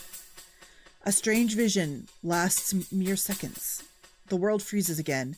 The black flashes dissolve like a haze, revealing a different, more terrifying sight. Why? The kitchen has changed. No, it's like the world around us has changed. Like Mitsuki and I are sucked into some horrible, unreal nightmare. Are we in Silent Hill? Did we end up in Silent Hill somehow?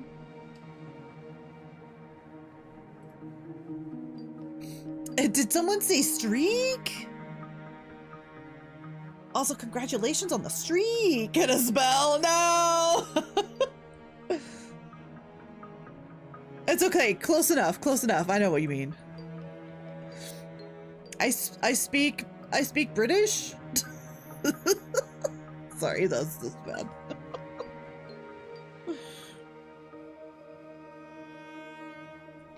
What in the Silent Hill F?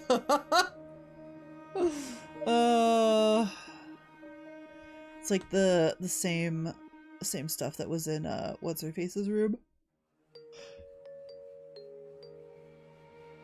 Excuse me. Okay. A strong, cloying odor hits my nose, and nausea assaults me with renewed vigor. Mitsuki presses her hand to her mouth. Her gaze is running frantically from side to side. Where are we? He's still playing us, scaring us. If that's the case, he has a rare talent. I try to take a step only to realize that my feet are bogged down in a thick brown substance. It covers the floor in an even layer which is up to my knees. Forgive me, don't ever apologize for lurking. Thank you for the lurk. I hope that you have a good lurk. Disgusting. Not knowing what to make of it, I make my way to the kitchen table and run my hand across it. The tabletop is smeared with something viscous and sticky. What do we do now? Give a piece of yourself in the name of love. Oh, are we gonna have to cut off pieces of our... That's wild. That's wild. What? Mitsuki and I exchange looks, and then something falls next to us with a nasty splash. My nerves are stretched to the limit. I jerk backward, subconsciously expecting the floor beneath my feet to disappear again. Grab it before it sinks! The object for now resting on top of the liquid starts to slowly sink inward. I try to grab it, but I miss and my palm catches a handful of slimy slop. Hurry! I'm on it! On the second try, I managed to grab the oblong handle. A knife. Give up your pinky fingers, that I may join them with the scarlet thread of fate to your beloved ones. Oh. Unbelievable. Even in the darkness, I can see Mitsuki turn dramatically pale. He wants... It's a no-brainer. She nervously squeezed the pinky finger out of her right hand. Oh, this is a Yakuza punishment? Yup. There's no point in panicking and shouting. We have no choice. The lover isn't asking. That's an order. Don't be afraid. This isn't real. The kitchen, the knife, blood, all of it is an illusion. How else do you explain falling down the stairs? It's a dream. Just a very plausible dream. Girls, oh my god. I place my left hand on the kitchen table. It immediately gets stuck in something sticky. My right hand with the knife, trembling with anxiety, hovers over its pinky finger. Huh. I was like, this is so stressful. Sweat rolls down my forehead in large hailstones. Fuyumi. For a moment, I think Mitsuki is about to start talking me out of it, but she stammers and falls silent. What can she say? Which argument to use? Exactly, none. It's not that hard, is it? Cowardly thoughts flicker at the edge of my consciousness. I want to drop it and run away because what's happening is pure madness. But I look around and realize that there is nowhere to run. And I'm not in my world anymore. Where can I go? And where will it lead to? I shudder with fear. What if we are stuck in this bloody nightmare forever? What does it take to wake up in my room, erase the image of the lover, and forget everything? I sharply shake my head. I'll cut these cowardly thoughts out of me. Cut them off with my pinky finger for Senpai's love. Fuyumi, why? It's not worth it, man! I promise it's not worth it! I grit my teeth with force. Cold steel touches my finger. Come on. The noises! The noises! Oh, that was awful. That was terrible.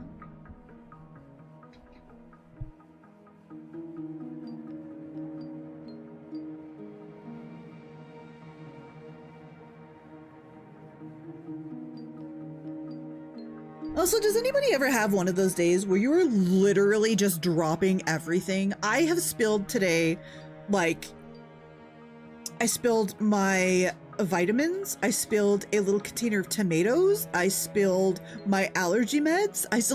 I have been having just the worst day today.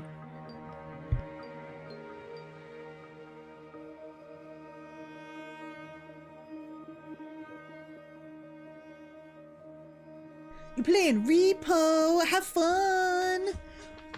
I hope you have a good repo.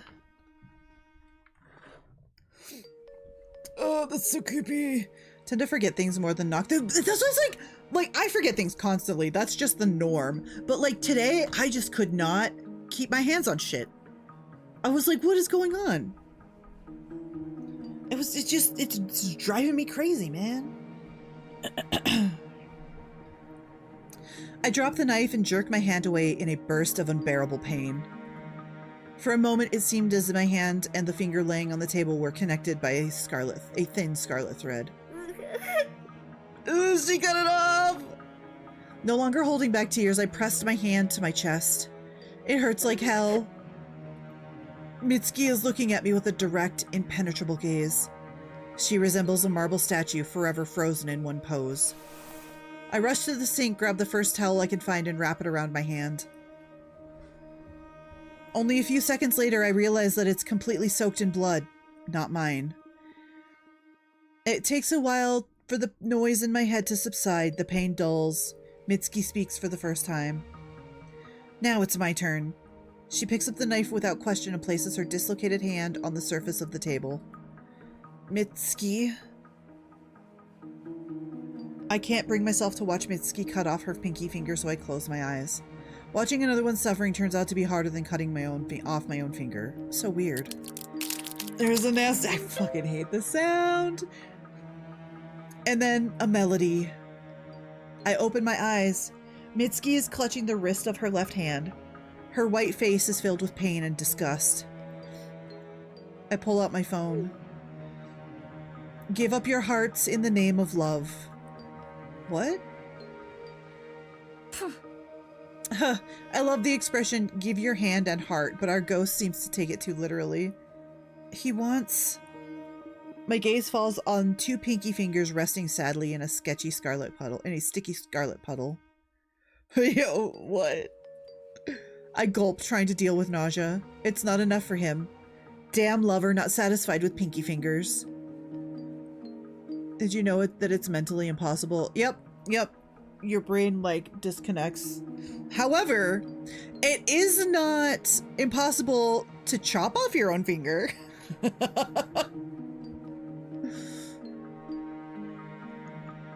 It's not enough for him. Damn lover, not satisfied with pinky fingers. But I've already made up my mind. I've cut out all my doubts and fears. Still, my hands are shaking. My legs can barely keep upright. My head is dizzy from the pungent odors. For senpai. Somewhere on the edge of my consciousness, I realize that none of this is real. I won't die, even if I stab myself in the heart. Huh? Tsuyumi? Loopholes, gotta love them. Mitsuki watches in disbelief as I reach for the knife. You really... I unwrap the towel and grab the knife with both hands. My palms feel cold. The pain from the severed pinky is suddenly gone. All pain is gone. I've heard this. If it wasn't for this limit your brain puts, you could do it and easily as biting through a kid. Yup. It's crazy that your brain is like putting in like safety mechanisms for you to not do stupid shit to your own body.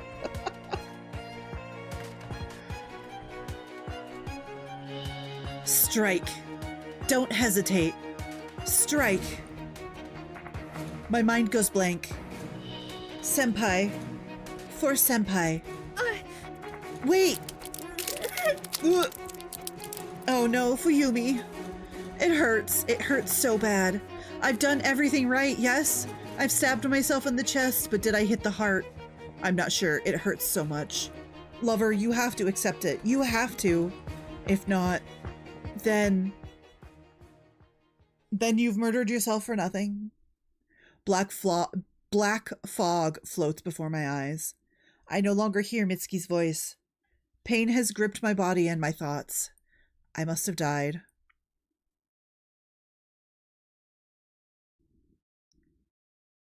Well, like when you're cutting off your own limbs, the knife is usually sharp enough and you can do it quick enough that your body doesn't have time to send out those signals for the mechanism for your brain to be like, stop, you know. I also don't suggest doing it. Sounds like a real bad idea. Just in general. Please don't do it. The lucky color for today, dead. You know this suspiciously. I don't know what you're talking about. I don't know what you're talking about. I have never cut off any fingers. I don't know what you're talking about. Lucky color for today, dead. The lucky object, death. The lucky number, 4.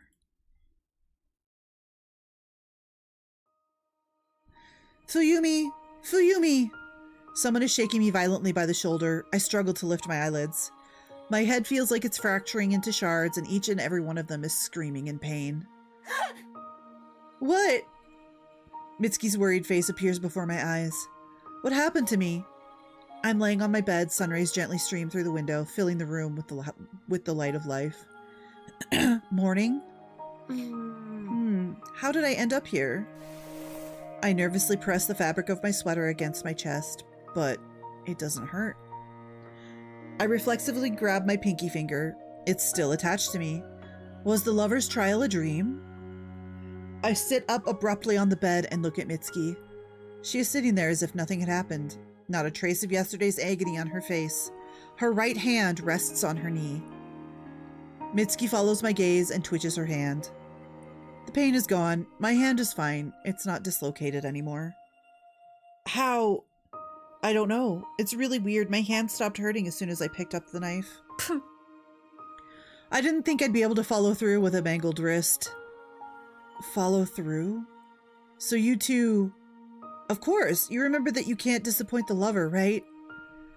Had I refused, I'm afraid there would have been something worse in store for me. We didn't dream all of that up, right?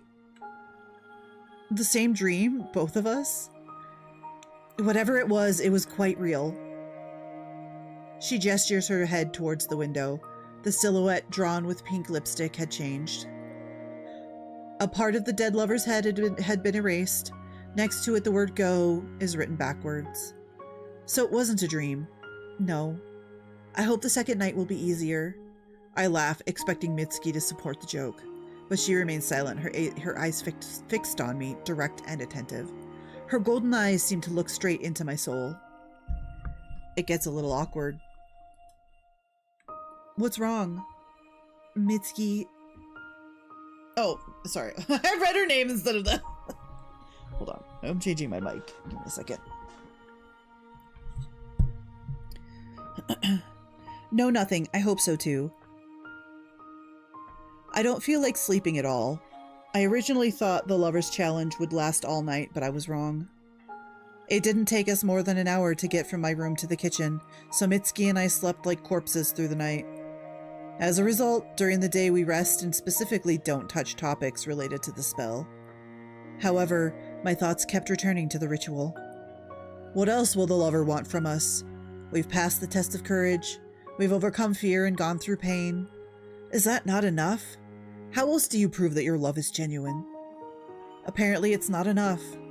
True love requires something more.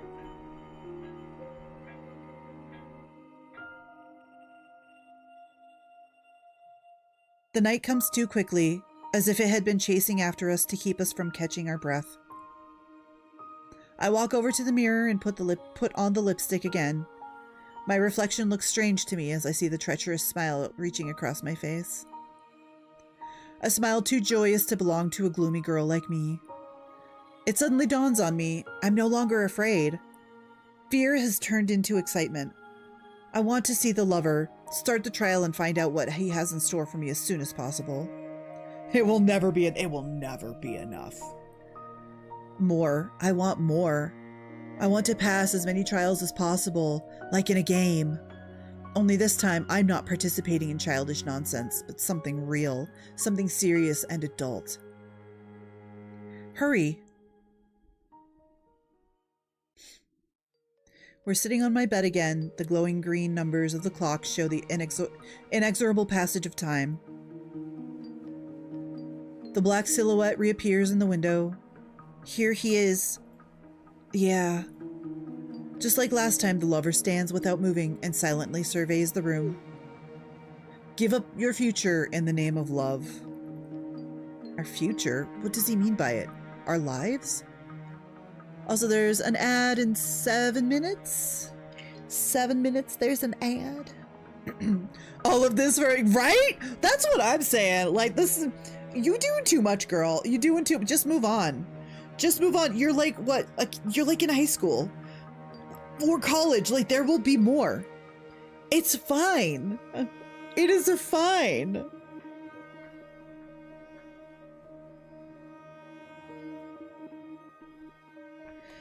Isn't it pointless? How can we have our happily ever after with our other halves if we die?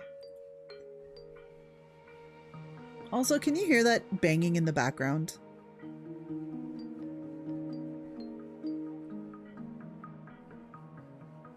Like, there's like a little bit of hammering. I don't know if you guys can hear it. Or find a, well, here's the thing. I know people that would do this over a woman too. Don't do this. Why do teenage girls gather in odd numbers? Because they can't even. I can't, no, stop. I can't even, stop. Damn it, Rogue. It doesn't matter, man, woman, don't be doing weird spell shit and trying to get, but also like consent. Have people never heard of consent? Why would you do a love spell? Because that's not, the other person doesn't consent. That's so terrible. Why? Anyway. No matter, I don't care what he asks. We just have to say yes. Take it. A life without a future is disgusting, even when it's brightened by love. Take it. For a moment, it seems the shoulders of the black figure in the window shake with laughter. Consent is very, very important. Importante! And then I no longer understand where I am. Mitsuki, the room, the dead lover, all gone. Nothing but darkness before my eyes. I feel no pain. I feel nothing at all. It's like I'm floating somewhere in infinite space. Where am I? Is this life without a future? If that's the case, I'm not scared at all. What are you trying to accomplish, dead lover? The love will never be genuine. Exactly. Girl, I consent. Boy, I consent. Isn't there someone you forgot to ask? Oh, no.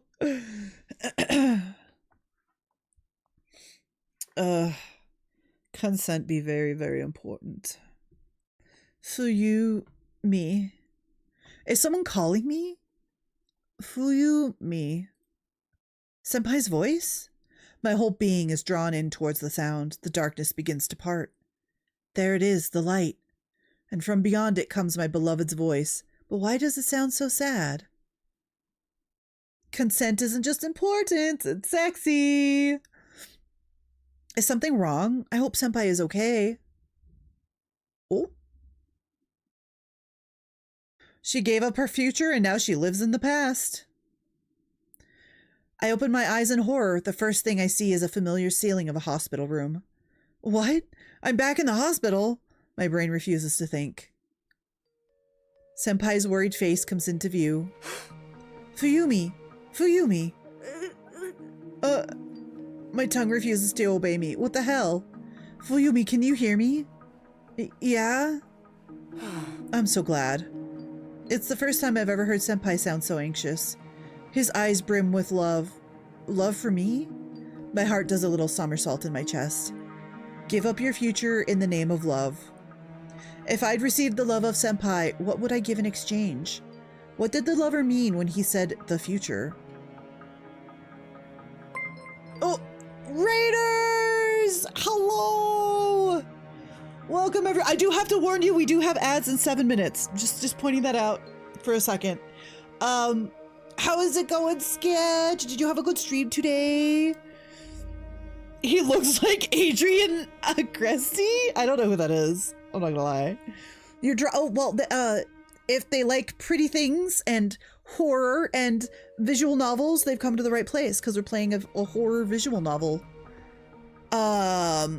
Also, Raiders, if you don't know who I am by any chance, I am Cayotica. I am a variety dragon. I play games and we do writing and art and lots of other things on the stream. Welcome in. How was the arting? Hold on. There was some stuff set up here that... That's a tanky fact? You know what? I will count it. I will also count it. Yes. You did have a very nice stream? Good. Did you draw all of the pictures? What were you working on? I didn't have a chance to pop in, so my stream streak is in danger. I need to go do that later.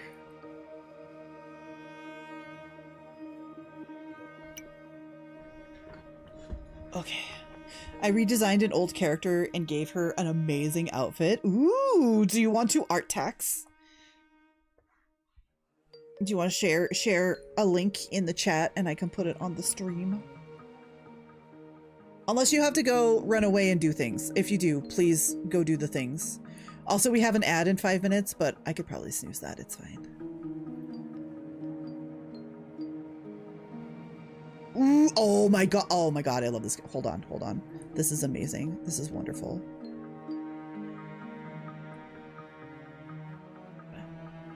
Wait, is this a snow leopard? I love snow leopards so much. Okay, hold on. Hello? I guess, browser goes fine.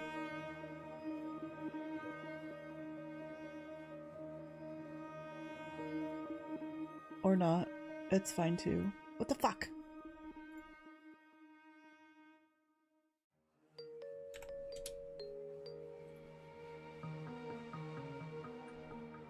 Oh, window capture, that's right.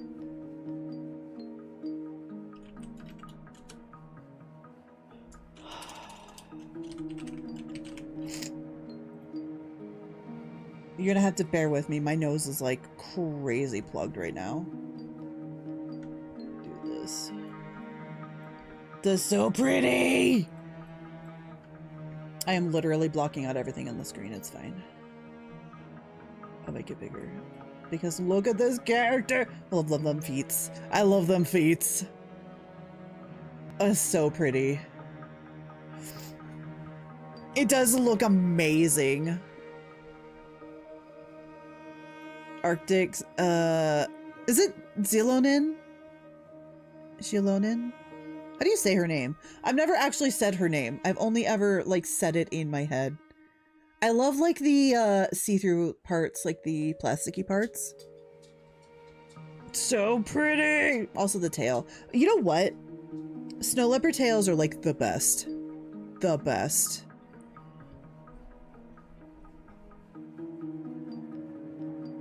You guys go for bingo. Yep, yep. You know, yeah. Her name is Blizz. Is that right? Blizz? Cause blizzard? Cause snow?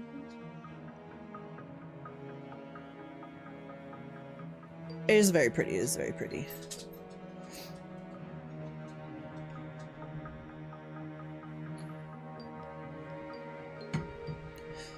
Okay. Okay. I was like, I'm gonna fuck this up, right? You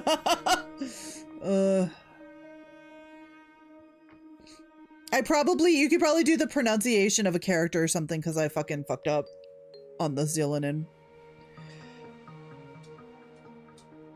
Wait, what do you mean bashful? Where did everyone go? Bingo? Oh, Leon. I'm so happy, Fuyumi. I thought you wouldn't make it. I was afraid I'd lose you. Wouldn't make it? From what? What happened to me? A damn car accident. It's so good that you're awake. A car accident? Boobs were mentioned in a joke earlier? Listen, they didn't catch it. They didn't catch it. It don't count. It's fine. It don't count. What the hell is he talking about? You going to make some food? Okay, have a good lurk. Thank you for the raid. I want to sit up and comfort my frightened senpai, but something's wrong. Something weird is going on. Something incomprehensible. My arms and legs refuse to listen to me. Fuyumi. Fuyumi.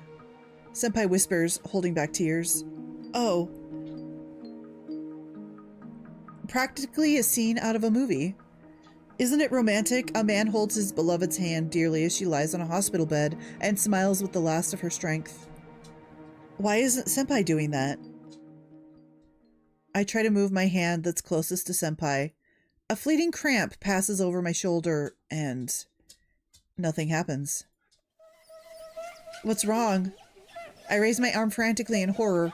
The blanket lifts with it. Wait. Hold on. Wait. Why is my arm so short? It seems to end at the elbow. Further down, the blanket drapes low, hanging off of the stump. Everything inside me goes cold. What happened to my arm? I quickly turn my head to the left and try to raise my other arm. Again, I feel nothing below the elbow. What happened to me? Hush, Fuyumi. Everything is all right. All right. Like hell it's all right. I've lost my hands. A vague realization dawns on me. I move my legs. They seem lighter than usual. Oh. No. She's quite the listen. No jokes. No. They're gone. Hands and legs both. Well, she did sacrifice her future. A dense fog envelops the world, hiding Senpai's worried face. What do I do? How do I live? Am I going to be transferred to a handicap school? I can't take notes now. Wait, it's irrelevant. How will I dress? How will I eat? How will I use the restroom? I can't do anything anymore. I'm helpless. Like a broken doll, only capable of lying on a bed. What was the point of studying so much? It was all for nothing. How do I move on? What do I do? I mean, girl, you literally asked for this. You literally said you would give up your future. What did you expect? Hi, Keveroy! You lurking, man. Thank you for the lurk. I helplessly move the stumps of my arms. No! What am I now? A cripple? A burden? God, this girl. You gotta chill. You gotta chill, by the way. Oh, ad break! We have ads. We'll be back in 3 minutes. Bye-bye. Life is depressing enough. Keep the sad anime away from me. I feel like that's why I do it.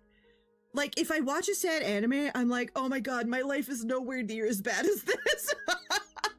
So I do a big cry and then I feel real good. Oh, I'm dying. I'm dying. I'm dying. I'm dying. I couldn't get out. I was stuck. I'm so mad. Oh, it's okay, I guess. Hey, listen, it's my first death. My second death. It's only the second. We're good.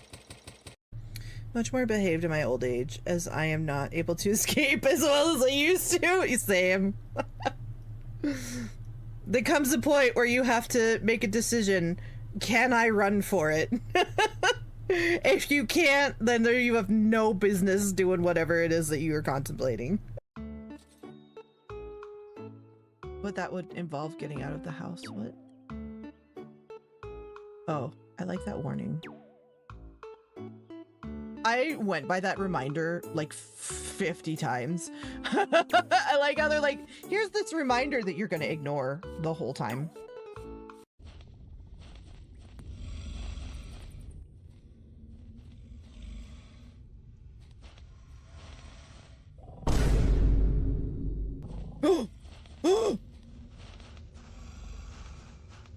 Oh no, I hate this. Oh no, thank you. I can't use my dynamite. Oh my god, he's right there.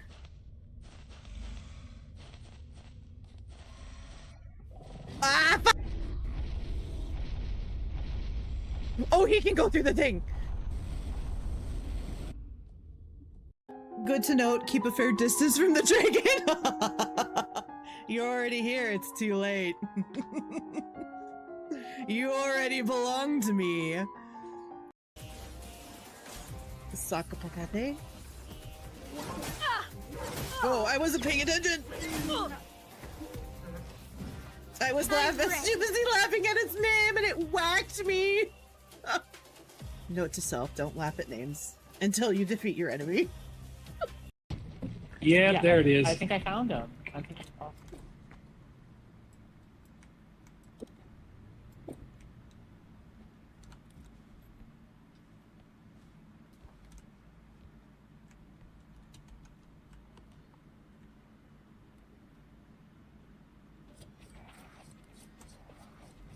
Oh, I'm f***ed.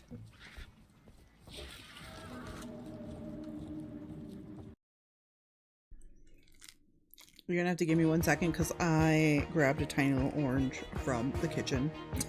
I'm feeling it.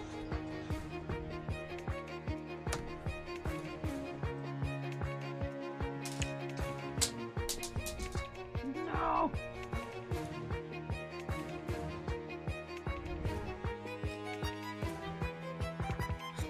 Midstream snack.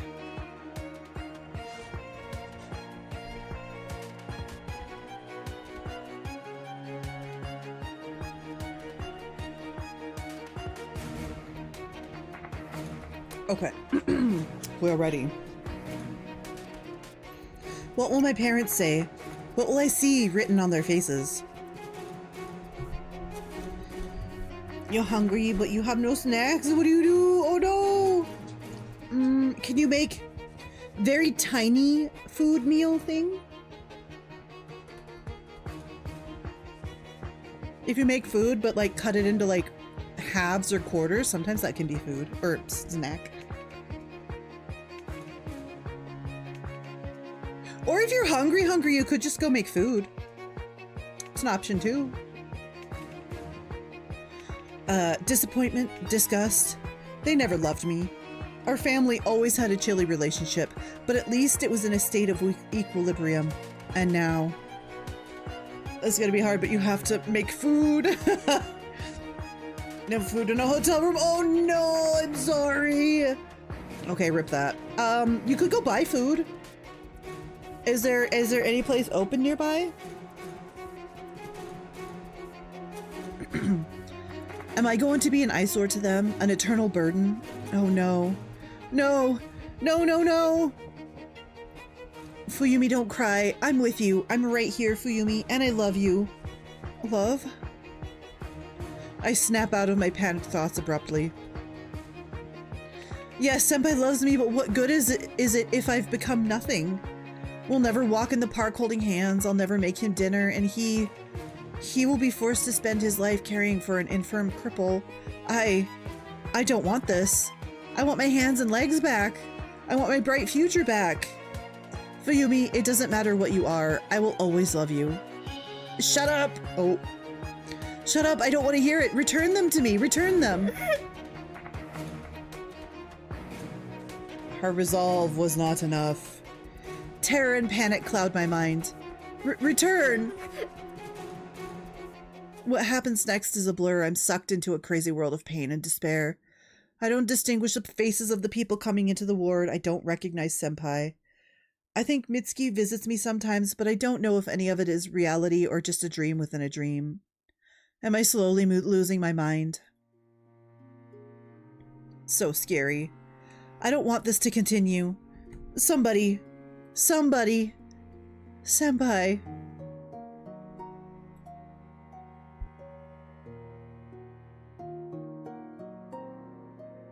Helplessness and despair deprive me of my will. I can only shed empty tears and suffer. I've lost all will to live. Senpai visits me every day. As the lover had promised, Senpai loves me even when I'm in this shape. He assures me of his eternal feelings, cheers me up, promises me a bright future. What goddamn bright future does he see? Sometimes it feels like the lover lied and Senpai is just joking around, mocking my injuries. But no, he truly loves me. It only makes things worse. I don't want to live. What good is this life?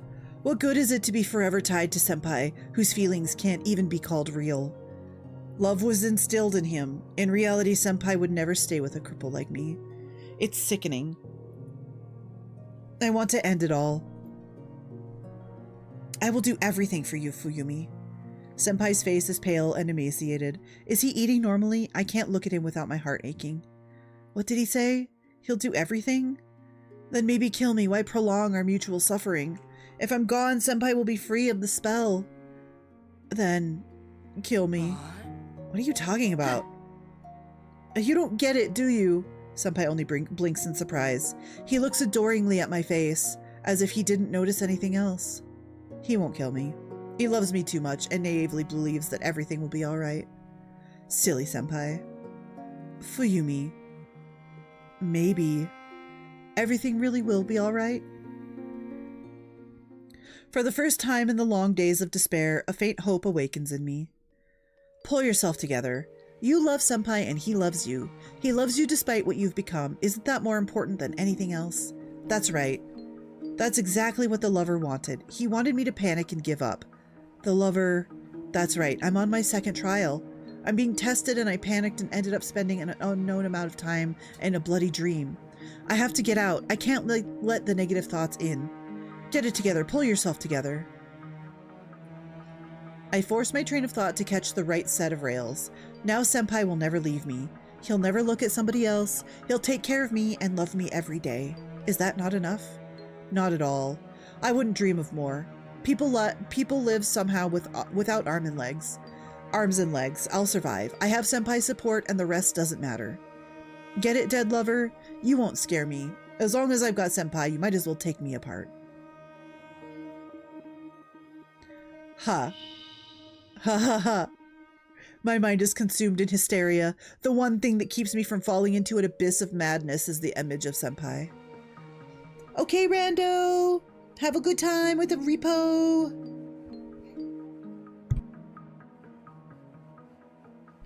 As long as I hold on to him, no creepy nightmares are scary. Maybe I've lost my mind, but I'm not giving up. And I never will.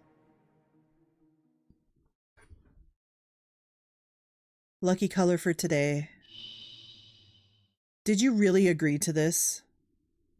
The lucky object. Is love so important to you? The lucky number. Are you out of your mind?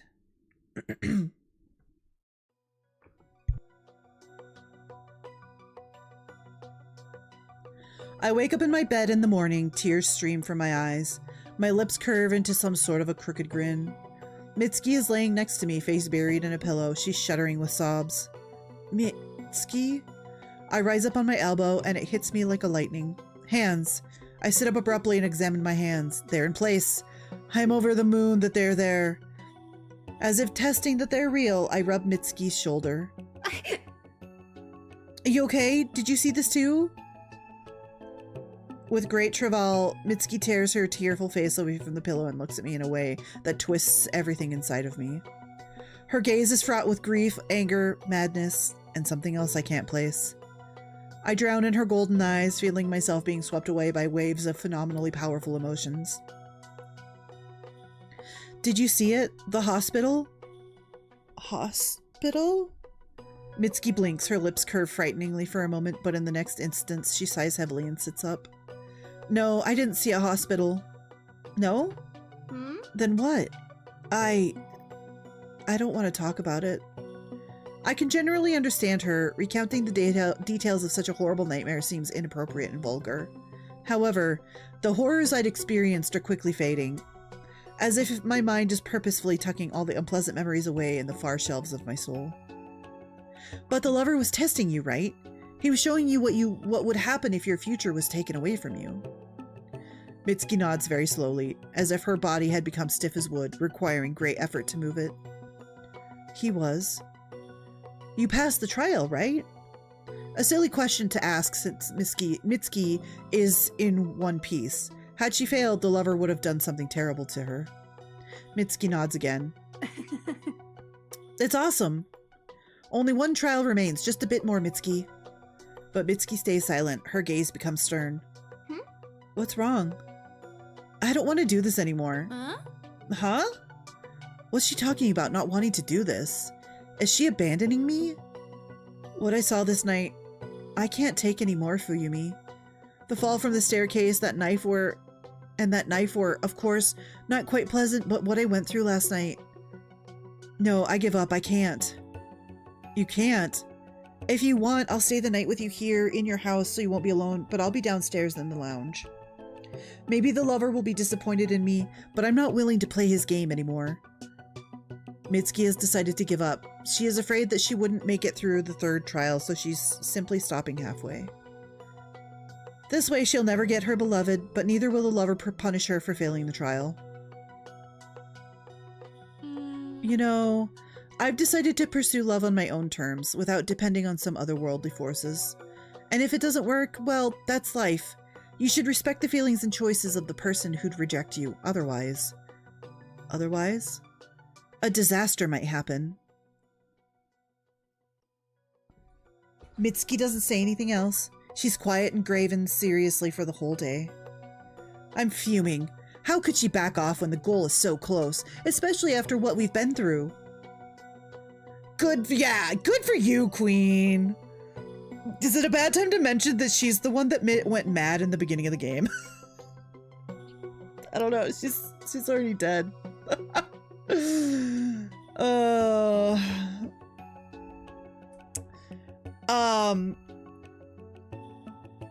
Basically, the premise of the game is us looking for, like what happened to her, basically, kind of. Well, that's not the premise of the story. It's just that's why we're here. This is a flashback. Like we're the main character is not actually either of these two.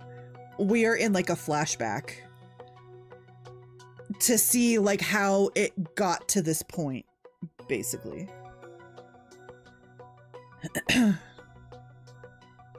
Mitsuki got cold feet, but I feel hardened. The world seems surprisingly simple, but we don't know why she went mad, by the way. We don't know why. So, come quickly, dead lover. I can't wait to defeat you again. The night comes. Mitsuki goes down to the ground floor to sleep on the couch like she'd said she would. I walk over to the mirror and perform the now familiar ritual. The lipstick has taken on another hue, but just as well, the lighting in the room seems somehow strange, otherworldly. The hand on her shoulder! Oh. Are these my eyes? My face? The features reflected in the mirror are outrageously symmetrical. A smile of anticipatory joy plays on the lips. A black, wrinkled palm rests on the shoulder in a reassuring gesture. Beautiful. Like a macabre art piece. Is this how dead lover sees himself when he looks in the mirror? How I envy him. I step away from the mirror and sit on my bed. Waiting for the trial to begin is exciting in its own way. All alone? No. He's standing next to me, separated only by the window pane. I don't just see him, I feel his presence. He isn't looking around the room anymore. Now he looks directly at me.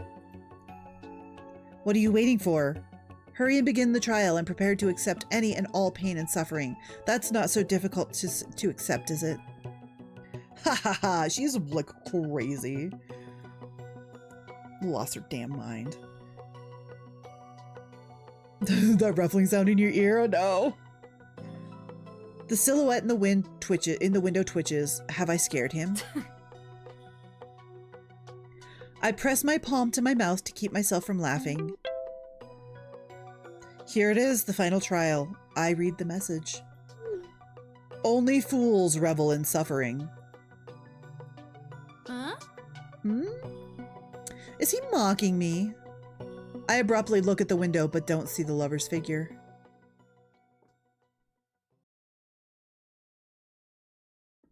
Oh. The room changes into a different place.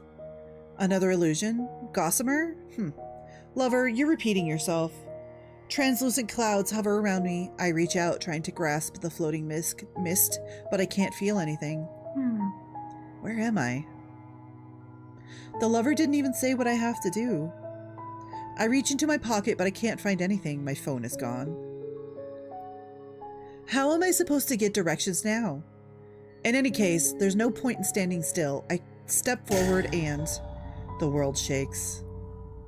No, it's not the world that shakes, it's me. I'm shaken with sudden feelings. My breath is stolen away and it takes me several seconds to begin breathing again. My heart feels like it's been put in a vice. It's torn with unexplainable emotions. What are they? Pain? Guilt? No, enough. Whose voice is this? I feel so lousy that I completely forget where I am and what I'm doing. I want to lie down, curl up and forget myself in a swamp of uncontrollable longing. This feeling is very similar to what I'd experienced in the second trial. Endless despair. Sora! Huh? Sora? The hell is Sora? With an inhuman force of will, I suppress the waves of incomprehensible feelings. I take another step, my foot lands with a squelching sound. A chill runs down my calves. And again. I don't want this anymore. The voice sounds in my head. It echoes through my soul with a feeling of sadness so overwhelming that it makes me want to howl. Or maybe not I, suddenly realize that all my actions are meaningless. My thoughts stop obeying me. Another step. My leg is submerged in knee-deep water. Enough! Enough! This distorted world is driving me crazy. I can't understand where my emotions end and someone else's begin. Oh, I wonder if we're in the head of Mitsuki. Like, I wonder if the lover's like, oh, you ain't quitting my trials, girly. Whose are they? Why are they being revealed to me? Step. The water is waist deep now. If this keeps up, I'll just drown. I have to go back. I turn around hoping to climb back up where I came from, but my foot sinks even deeper. Why can't I just go back and change everything? No matter where I go, I'll only descend deeper and deeper until I drown, right? Is there a safe island hiding somewhere under this water after all? How do I find my way out of this lake of tears, and when I have to search through it at random?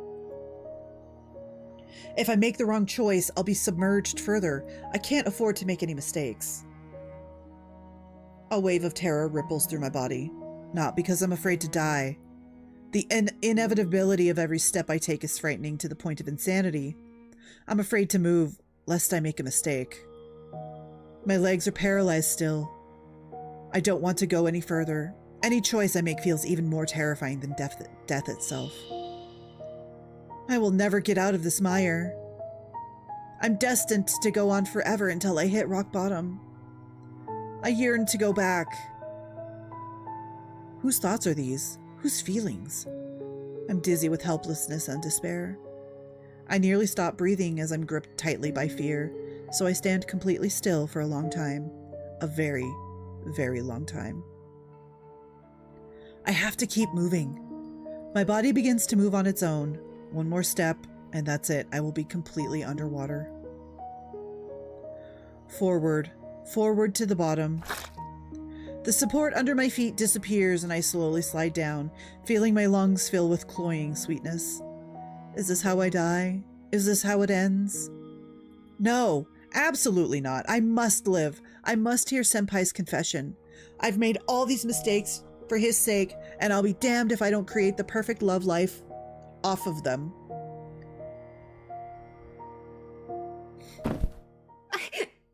Ooh.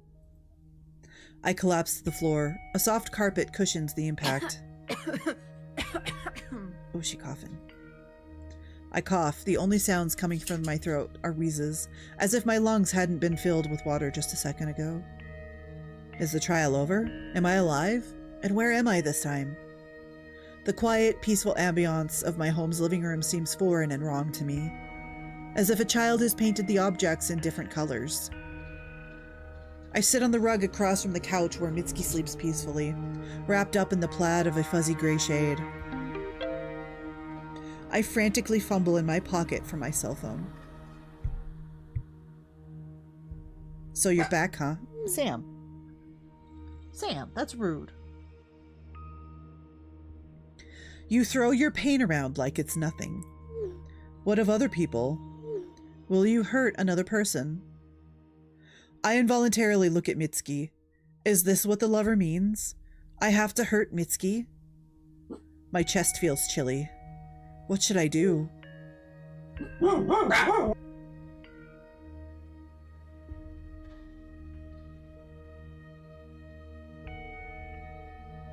Somebody out the window. Doc scared me.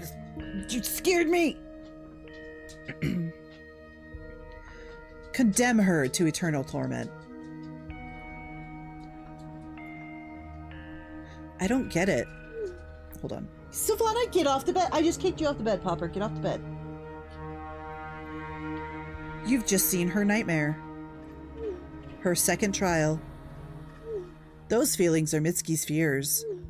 Condemn her to an eternity of doubts and misery.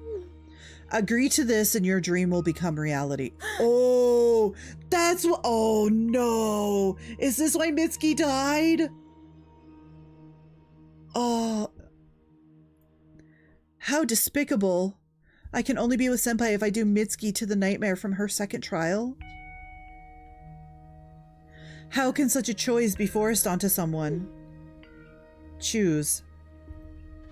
I can't decide. Mitsuki didn't want to talk about her trial. The entire last day her face was stony as if she was barely holding back tears. I recall her sobbing into a pillow this morning. A distorted world filled with despair and fear where every step means only more agony. And I'm being asked to condemn Mitsuki to that. What should I do? I was ready to do anything for love, complete any challenge, endure any pain, find the strength to continue no matter how difficult it could become. What does Mitsuki have to do with my dream? How is she related to my problems? Involving an outsider is just dishonorable. I have no right to meddle in her life. But yet she'll be like, oh, but he can just fall in love with me, no problem. Like, okay, the double standard here. The double standard here. I have no right to meddle in her life. Right? I mean, you're already meddling in this dude's life. Like, he's gonna... Like, what happens if she wants to break up later? And then he's all like, well, I will love you forever because of a spell. So she's just like fucked his life up. It has been a fucky wucky place. You are correct. I'm just saying. Pointing out the logical fallacies. Yup. Could Mitsuki have foreseen what the third trial would be like? Was that why she'd refused to continue? No, I just can't. Are you sure? The lover seems to mock me as if he's punishing me for my arrogance. How does the legend go again? The dead lover severely punishes those who aren't willing to fight for love. So he's testing my resolve. How sly of him. This is wrong. Mitsuki is not to blame. Oh no, this game! Oh, oh, this is terrible. Oh no, now we get to choose. I hate this. I hate this. Oh god. Okay. We have doubts. Go all the way for love. I'm kind of curious as to see what happened to Fuyumi when / if she did the thing, got senpai basically. Hey, Rogue Titan, congrats on your bingo. Have doubts, go all the way for love. So I'm guessing that one of them is we stop in the middle and we get punished, or we basically harm Mitsuki and interfere.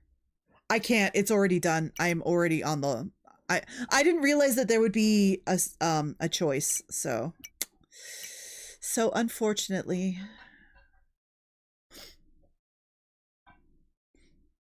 There's no safety save. I have not saved since the beginning of stream. Well, I think it does autosave. It should autosave, but still.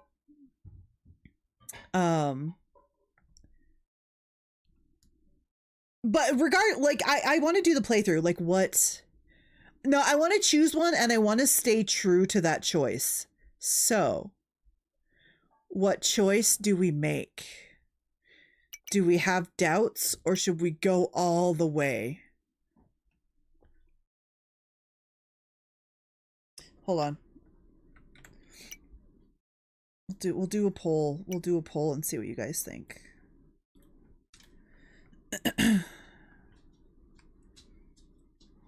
Please. Twitch, I hate you. Okay, well, hold on. Okay. Which path do we choose?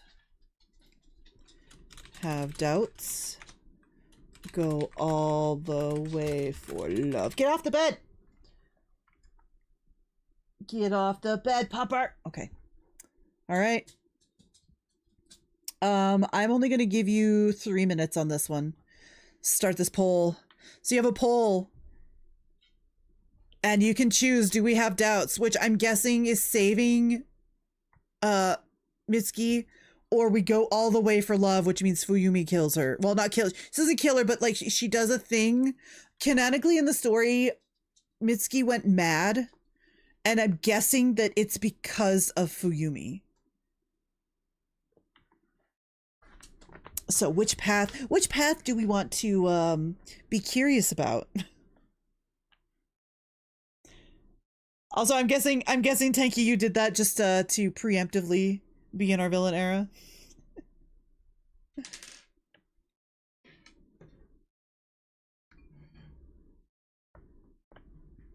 Maim yourself or another. Yep, maim yourself or another.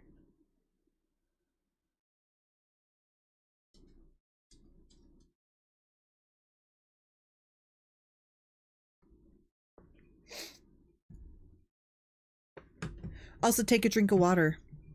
I'm taking a drink. You should take a drink too. Also, thank you. When I first read that, I thought it said "ma'am yourself," and I was like, I mean, I guess that is a choice technically. Maybe not for these girls, but like, you know, senpai maybe.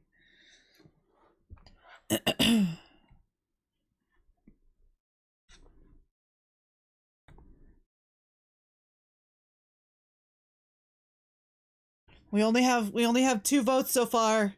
It's a tie. We need a tiebreaker. Need a couple people to come in and choose either have doubts or go all the way for love.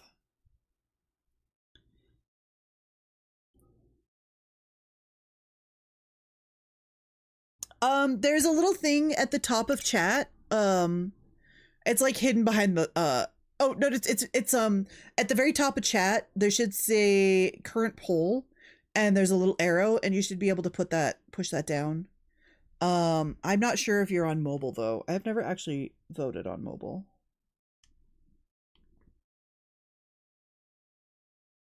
Let me see how. Actually, I think in mobile it's like the same. There should be a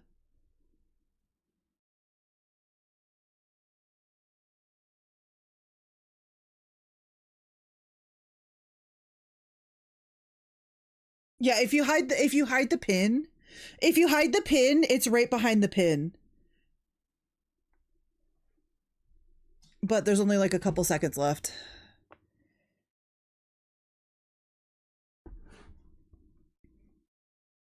I am. It's because my chat hates me. I'm kidding. You know what? I guess we will. Well, actually, what was your choice? Okay, yeah, you can. Yep. All right. I say we do it. We're going all the way for love.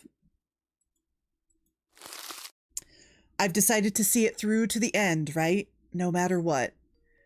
It's not guaranteed that the lover is telling the truth. What's more, he's probably lying. It's okay. This was going to be my choice anyway, so... like, because I was looking at the tiebreaker and I was like, I guess we're just going to do it. The villain mode has been activated. We're just... Sorry, Mitsuki. He can't ruin Mitsuki's life since she had stopped participating in the trials. The real villain is the player.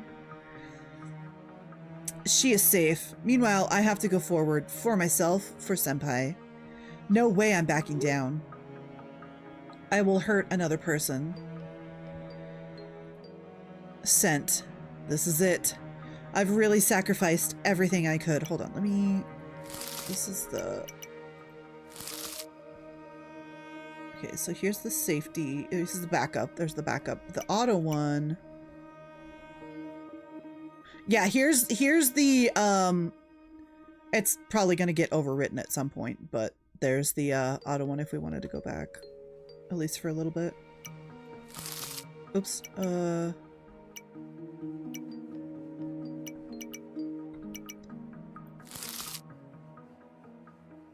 I've really sacrificed everything I could.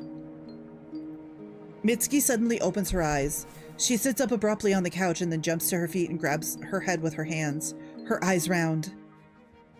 How could you? I took a step back, bumping into the coffee table. Fuyumi, no, you... How could you? What are you talking about? I saw him in my dream. The lover came and told me everything. You betrayed me. You betrayed me? He was lying, right? A dream? I'm dreaming right now, yes? Or... not anymore? When did the trial end and reality begin? You condemned me to this? I don't know what to say. I feel hot and cold. I just want to die. I didn't think that... You didn't think? Didn't think? Are you shitting me? No, Mitsuki lunges at me and digs her fingers into my neck. I wheeze, trying to fight back, but the force with which the white fingers squeeze my throat is truly inhuman. Well, Fuyumi, are you happy now? Are you really willing to do anything for Senpai's love? Does he mean so much to you? You don't even know him. Fuyumi, you two know nothing about each other. What does he like? What meals he detests? His favorite band? When is his birthday? Does he have siblings? Does he like animals? Can he ride a bike? What does he eat for breakfast? What's his name? You know what's his name? Oh. Oh. Hello? You know nothing about him. She's right, but I still love him. If needed, I'll accept all of him. His favorite dishes, musical taste, and whatnots. I don't care. I don't care about you, Mitsuki, either. I haven't known you any longer than I've known Senpai, so why should I care about you? You're an outsider. Nothing but a temporary episode in my life. Tomorrow you will go home and I will block your number and put your very existence out of my mind and live happily ever after with Senpai. Mitsuki rounds her eyes, dumbfounded. Her grip loosens for a moment. Oh's mad. I breathe in the sweet air, but instead of convincing Mitsuki of anything or trying to get free, I only laugh. Mitsuki's face changes. She looks at me with disappointment. What a repugnant gaze. The world drowns in blackness. The trial is over. I wake up in my bed. The silhouette painted in pink lipstick on the window is completely erased. The spell is successful. Mitsuki is already awake. To my surprise, she acts as usual, as if nothing happened. In a trembling voice, I inquire if she remembers anything from the last night. Mitsuki is genuinely surprised. According to her, she slept like a dead person and didn't even have dreams. She looks like she is fine. I feel immense relief. So the lover was lying. He couldn't hurt Mitsuki. Hello, kitty! And he never actually harmed us either. He just gave us believable visions. What a fool I was for being afraid. In a great mood, I say goodbye to Mitsuki and watch her figure recede down the road. Never before has life seemed so beautiful to me. Don't believe it. Don't believe it. I look up at the sky. It's the same as when I slipped on ice in the alley. It feels like 100 years have passed, yet the sky is still the same. But back then, I didn't know about Senpai. And now I'm a new me, transformed and ready to love. Oh. My heart thumps unkindly in my chest. A message tone reminds me of the dead lover, but of course, it isn't from him. The lover is in the past, and now? Now Senpai wants to see me. He wants to talk immediately, and I think I know what about. Better late than never! Tsuyumi! Senpai hugs me so tightly, it takes my breath away. He is saying something, but I don't listen. I just revel in his presence and warmth. Could I feel any happier? From now on, we are forever bound together. Forever. See, lover, I made it. My love is stronger than anyone else's. Even Mitsuki gave up, but I didn't. Ain't I good? Come on, praise me, lover. Praise me, because I'm the one who made it so that Senpai can't live without me. You know, Fuyumi. Yeah? I have a confession to make. Oh. I was so stupid. It's funny to say, but I thought I was in love with Mitsuki. Oh, no! Oh. Oh, the triangle. The drama. Hey, get off the bed. Pupper? Pupper? Get off the bed. Monster. What? But I thought I was in love with Mitsuki. What? It's just like, what? Mitsuki. But it doesn't matter. If it's it doesn't matter. It's in the past. Today I realize that I love you and only you. How could I be so wrong? Indeed, how? I feel empty inside. You wouldn't believe me, but I even decided to put Mitsuki under a spell. What? Put under a spell? What are you talking about? Senpai laughs embarrassedly. Do you know the story of the dead lover? It's quite popular in the internet nowadays. So I've decided to try it. I drew a silhouette with a black marker and stared at it all night. It was scary. Senpai, it can't be. Last night was the third night. I bewitched Mitsuki. Why? I love you. That's ridiculous. Yeah, ridiculous. Oh my god. Oh my... You know what? You know what? If we'd have done the other thing, I wonder if they'd have been like, they lived happily ever after, goodbye. But no! We chose drama! This is so messy. Where's Kit? This is so messy. Yeah, ridiculous. But now she loves me, right? What was it like in the spell? Now she can't live without me? Bad senpai! Indeed. So says the article on Shamrock. The one you put under a spell begins to love you and only you blindly and incessantly. Of course, no one would put someone under a spell just to dump them afterwards. So I didn't even think about what happens to the bewitched if you suddenly say no to them. What will happen to Mitsuki? Condemn her to eternal suffering? Isn't fretting from unrequited love a torment? Isn't Mitsuki's life going to become unbearable? So unbearable that it's easier to just end it once and for all. Yeah, I'm assuming that is why she goes crazy, is because she's under a spell and she can't undo it. Senpai, what have you done? What have I done? Senpai continues to hug me and be puzzled about why he'd even taken up the spell in the first place. His voice is so calming. I don't want to think about anything else, neither Mitsuki nor the lover. I've already betrayed Mitsuki once before, didn't I? I willingly threw her into the depths of hell. So what does it matter what happens to her? Why should I care about her fate? I doubt we will ever see each other again. All doubts were cast back at the third trial, for I have found my only happiness. My precious love. Oh, we finished Fuyumi's arc. Ooh. I might have to speed run this a couple times just to see what happens if Senpai and Mitsuki get together. Yeah, so these are the original two that we started out with. And Mitsuki is no longer with us. And so we're going and trying to figure out like what happened and like some other she was doing something. I can't remember. She's like got a wish or a spell or something. Or she's like going mad and she has to figure out how to stop it. And then this is our friend that just ended up getting pulled in with us. Okay. My throat constricts with a spasm. What's wrong? Oh, and this is Tomo. And this is Aki. What happened? Fuyumi, she betrayed... Tomo claps her hands together forcefully. Everything's fine. Yes, Fuyumi, Fuyumi who? Phew, I'll tell you in a minute. Just when I managed to calm down, I realized that I've been clutching something in my hands the whole time. I don't remember freeing her from the throbbing cardboard. The doll resembles Fuyumi a lot, before she looked like a rosebud ready to bloom from her overflowing love. Now her deceptive feelings are black droplets spewing from the slit at her chest. A bright scarlet thread stretches from the ragged arm. Huh? How? The thread is connected to my own pinky finger.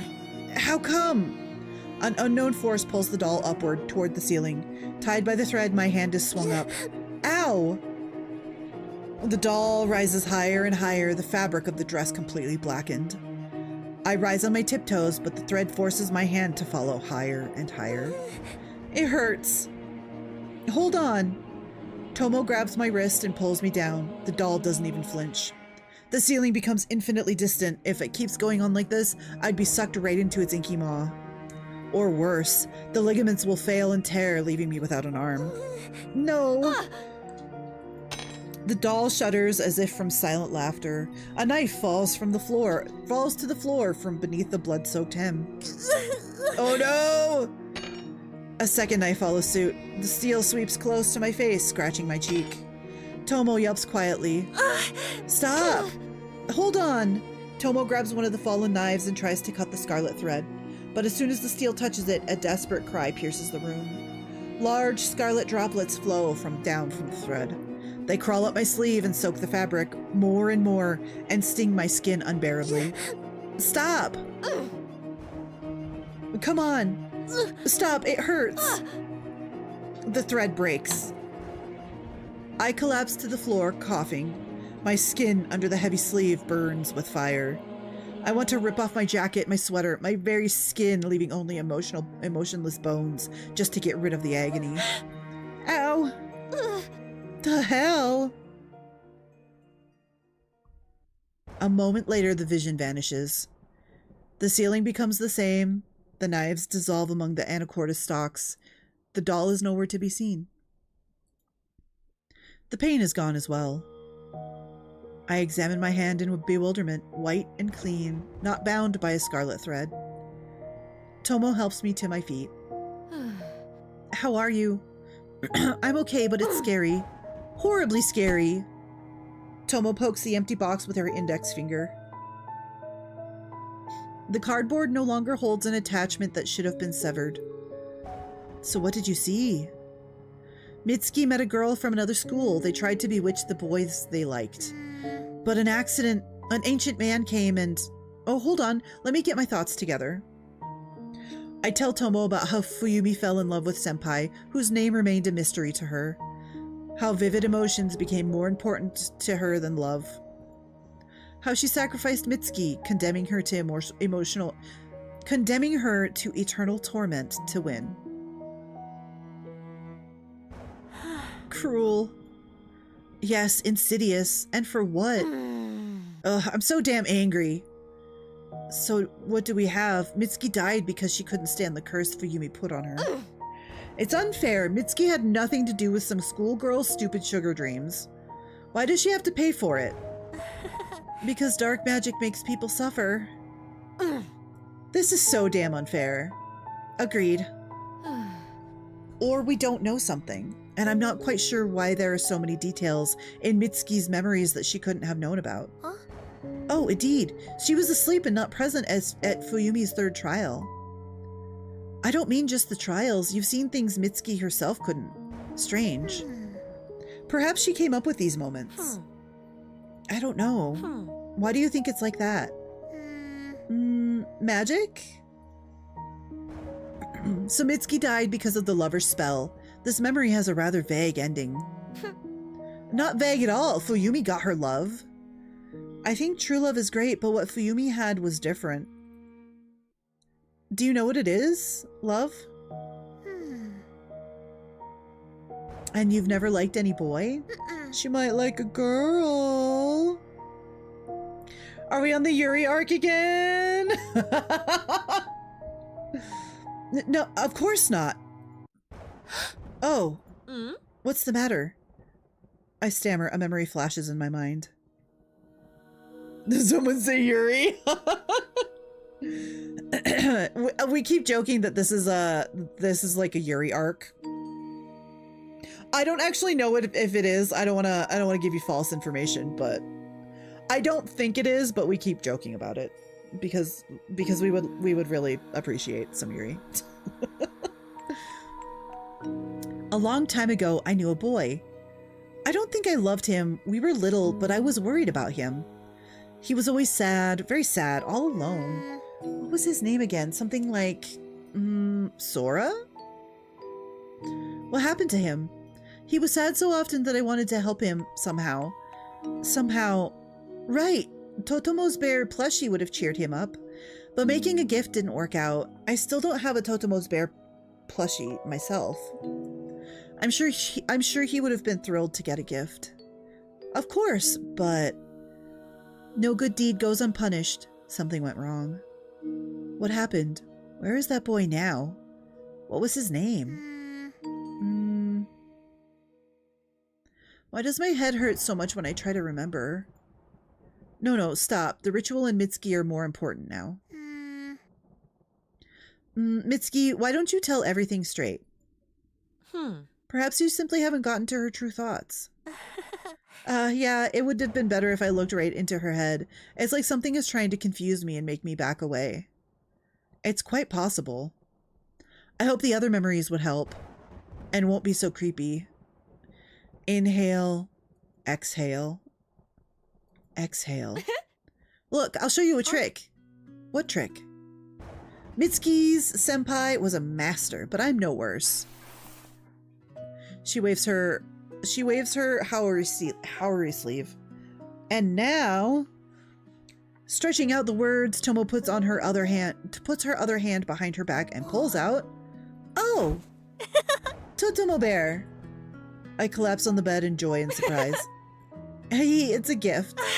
Oh, he's so soft. I squeeze the toy with such force that the bear must have mentally put me on the blacklist, the blackest list. How? A magician doesn't reveal her secrets. Hey, I took a risk. I took a risk. We're in an unreal world, right? But we're wearing clothes and you got your hat back. So thoughts are material here. I wanted Totomo Bear to appear and here he is.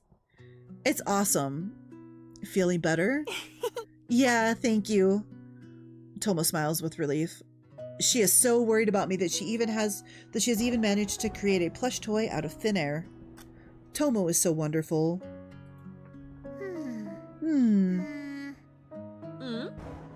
Aki, what's wrong?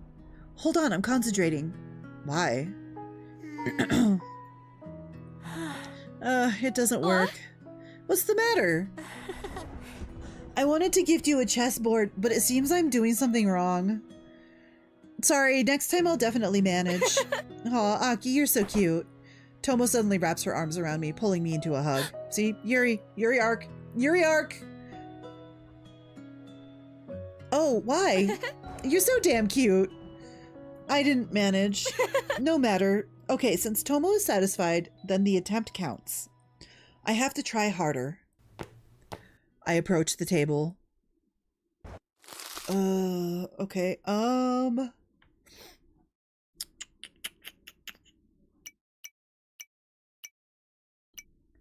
maybe this one? I feel like we avoided this one.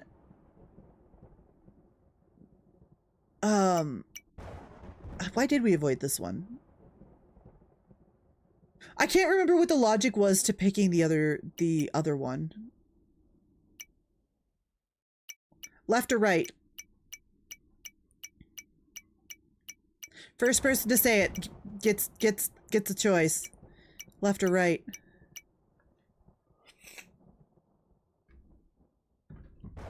Because I don't think there's any like rhyme or reason to it at this point. Right? Okay.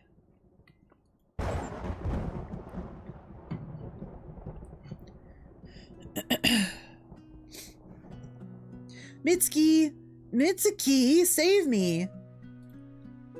Mitsuki, are you listening? You should get some sleep, yes. Have a good sleep. Thanks for hanging out. How many tickles does it need before an octopus laughs? No. 10 tickles. Stop. Get out of here. Go to bed. Have a good sleep. I might only stream for like another half hour because I'm so tired. But also I can feel like my voice kind of giving up. So allergies are starting to hit because I can feel my nose like being super stuffed, and I can feel the back of my throat starting to get that like itchy tickle that allergies have. Also could be why I'm so tired. I literally just realized. It's gonna be like each girl's trauma wish. Oh god. Probably. What? My best friend claps her eyelashes and My best friend claps her eyelashes in surprise, raising an absent-minded gaze at me. Ambush! The enemies have surrounded me! Not enemies, just classmates. Mystic obsessed morons. As always, after school, Mitsuki and I huddle in my room to discuss the day's events. My friend is sitting on a wild green colored poof. She herself resembles a poof. Her character is soft, airy, and supple. Next to Mitsuki, I feel like a crude barbarian from a cave, and my success in sports only reinforced this impression. Hehe. But even invincible barbarians are trapped by a saber-toothed tiger sometimes. I'm doomed. Don't exaggerate.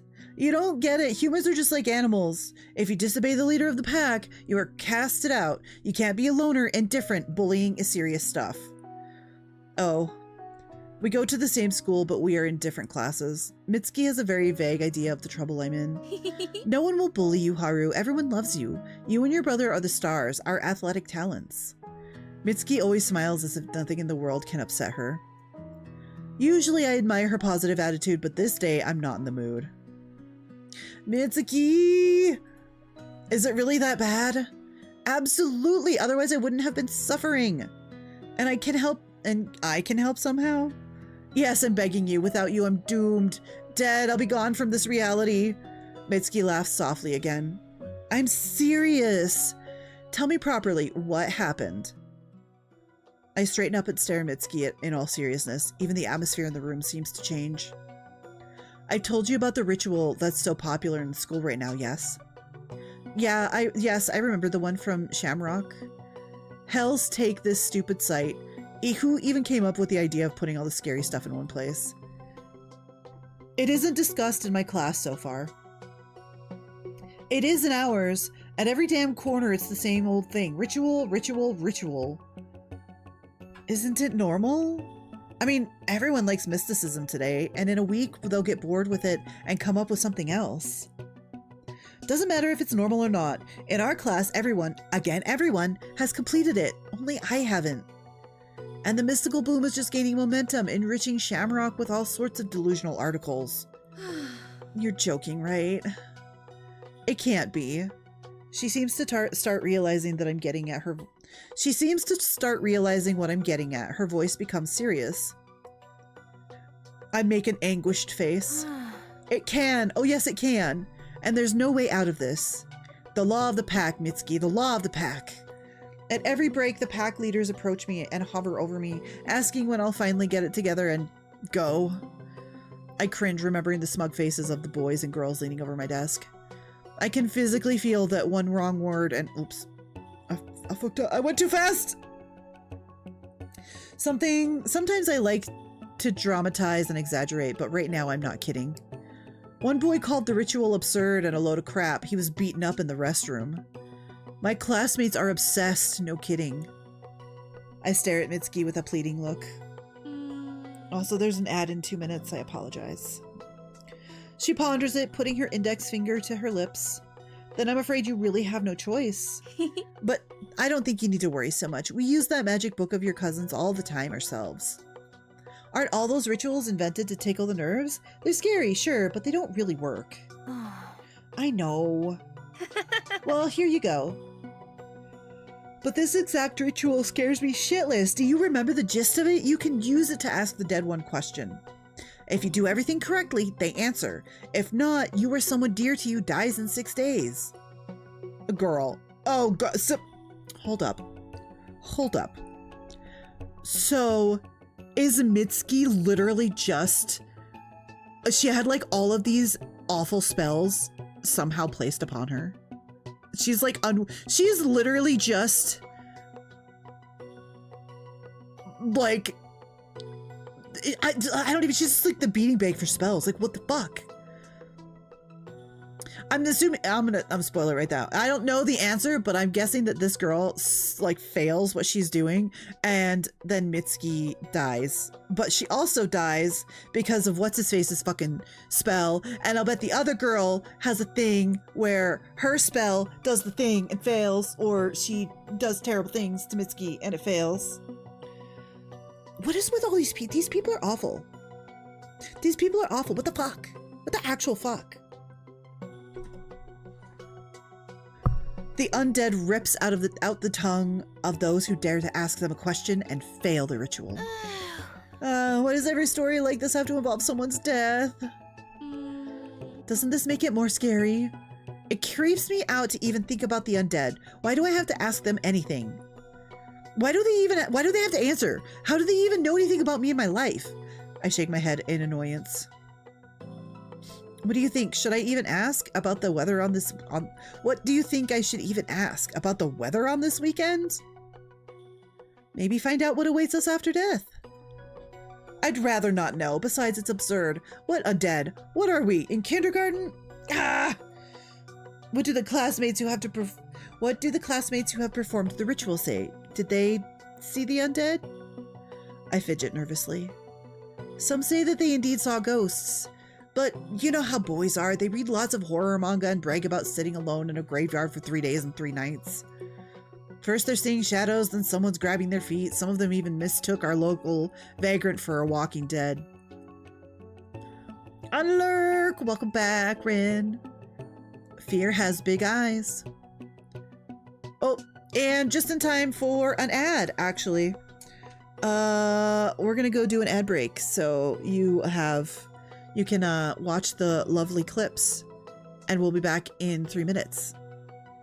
You do have the best timing. You do have the best timing. All right. I'm waiting for the little thingy just to start, to show the start. Unless that was like the ad's already going and I just totally missed it anyway. Nope, there we go. Okay, break time. Bye. Okay. Are you fucking kidding me?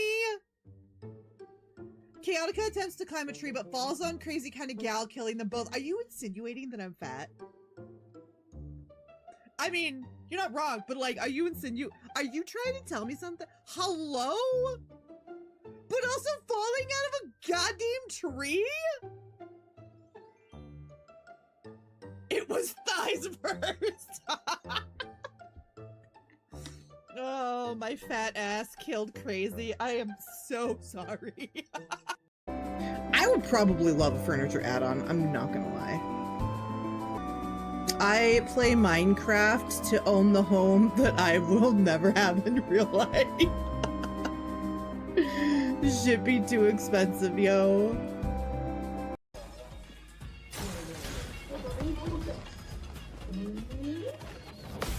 So it said it catapults thunder thingies, and I thought it said catapults thunder thighs, and I was gonna be both concerned and curious.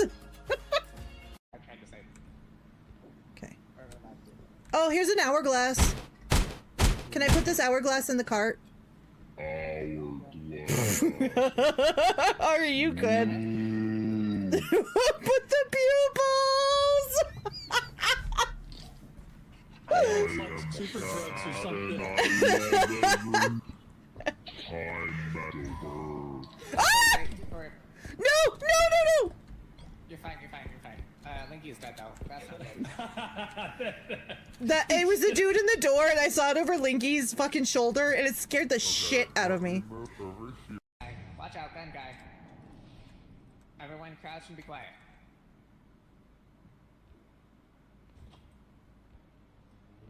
Making no noise.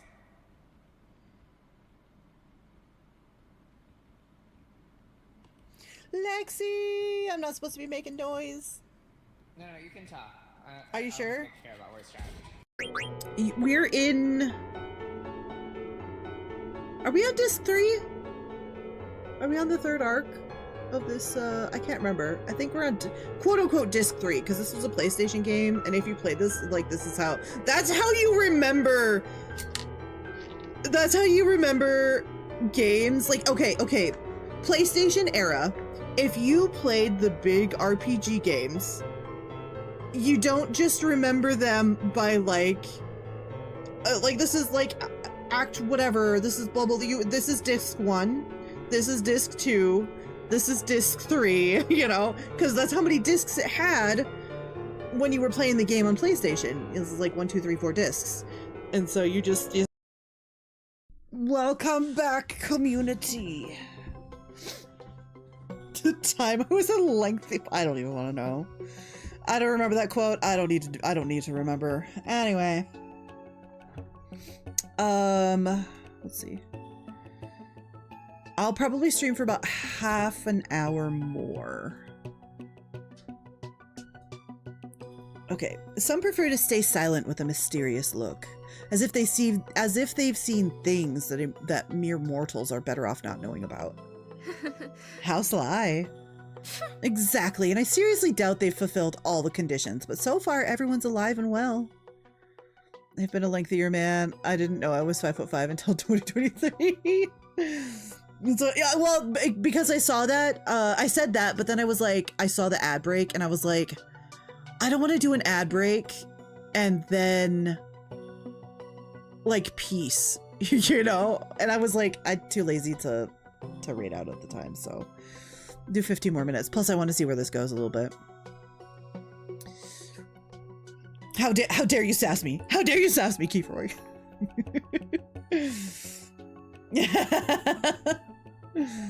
I don't want to just have ads and then just I don't know. I hate ads. If I didn't have to, I would not have ads on this channel, like, at all. Just stating that for the record. If I could turn them off, like, if I could turn them off, I would have them off. Okay. And this is good. Naturally, there are geniuses who fail the ritual and their favorite goldfish died the next morning. Then maybe there's no need to worry. I'd be happy to, except I don't want to go on, but I feel that otherwise Mitsuki won't get to the depth of the problem. There's one girl, she had What's the worst part of being an egg? You only get laid once, and it's with your mom. Oh my god, Ren. Really, Ren? Go write your short story. Go write your short story for Monday.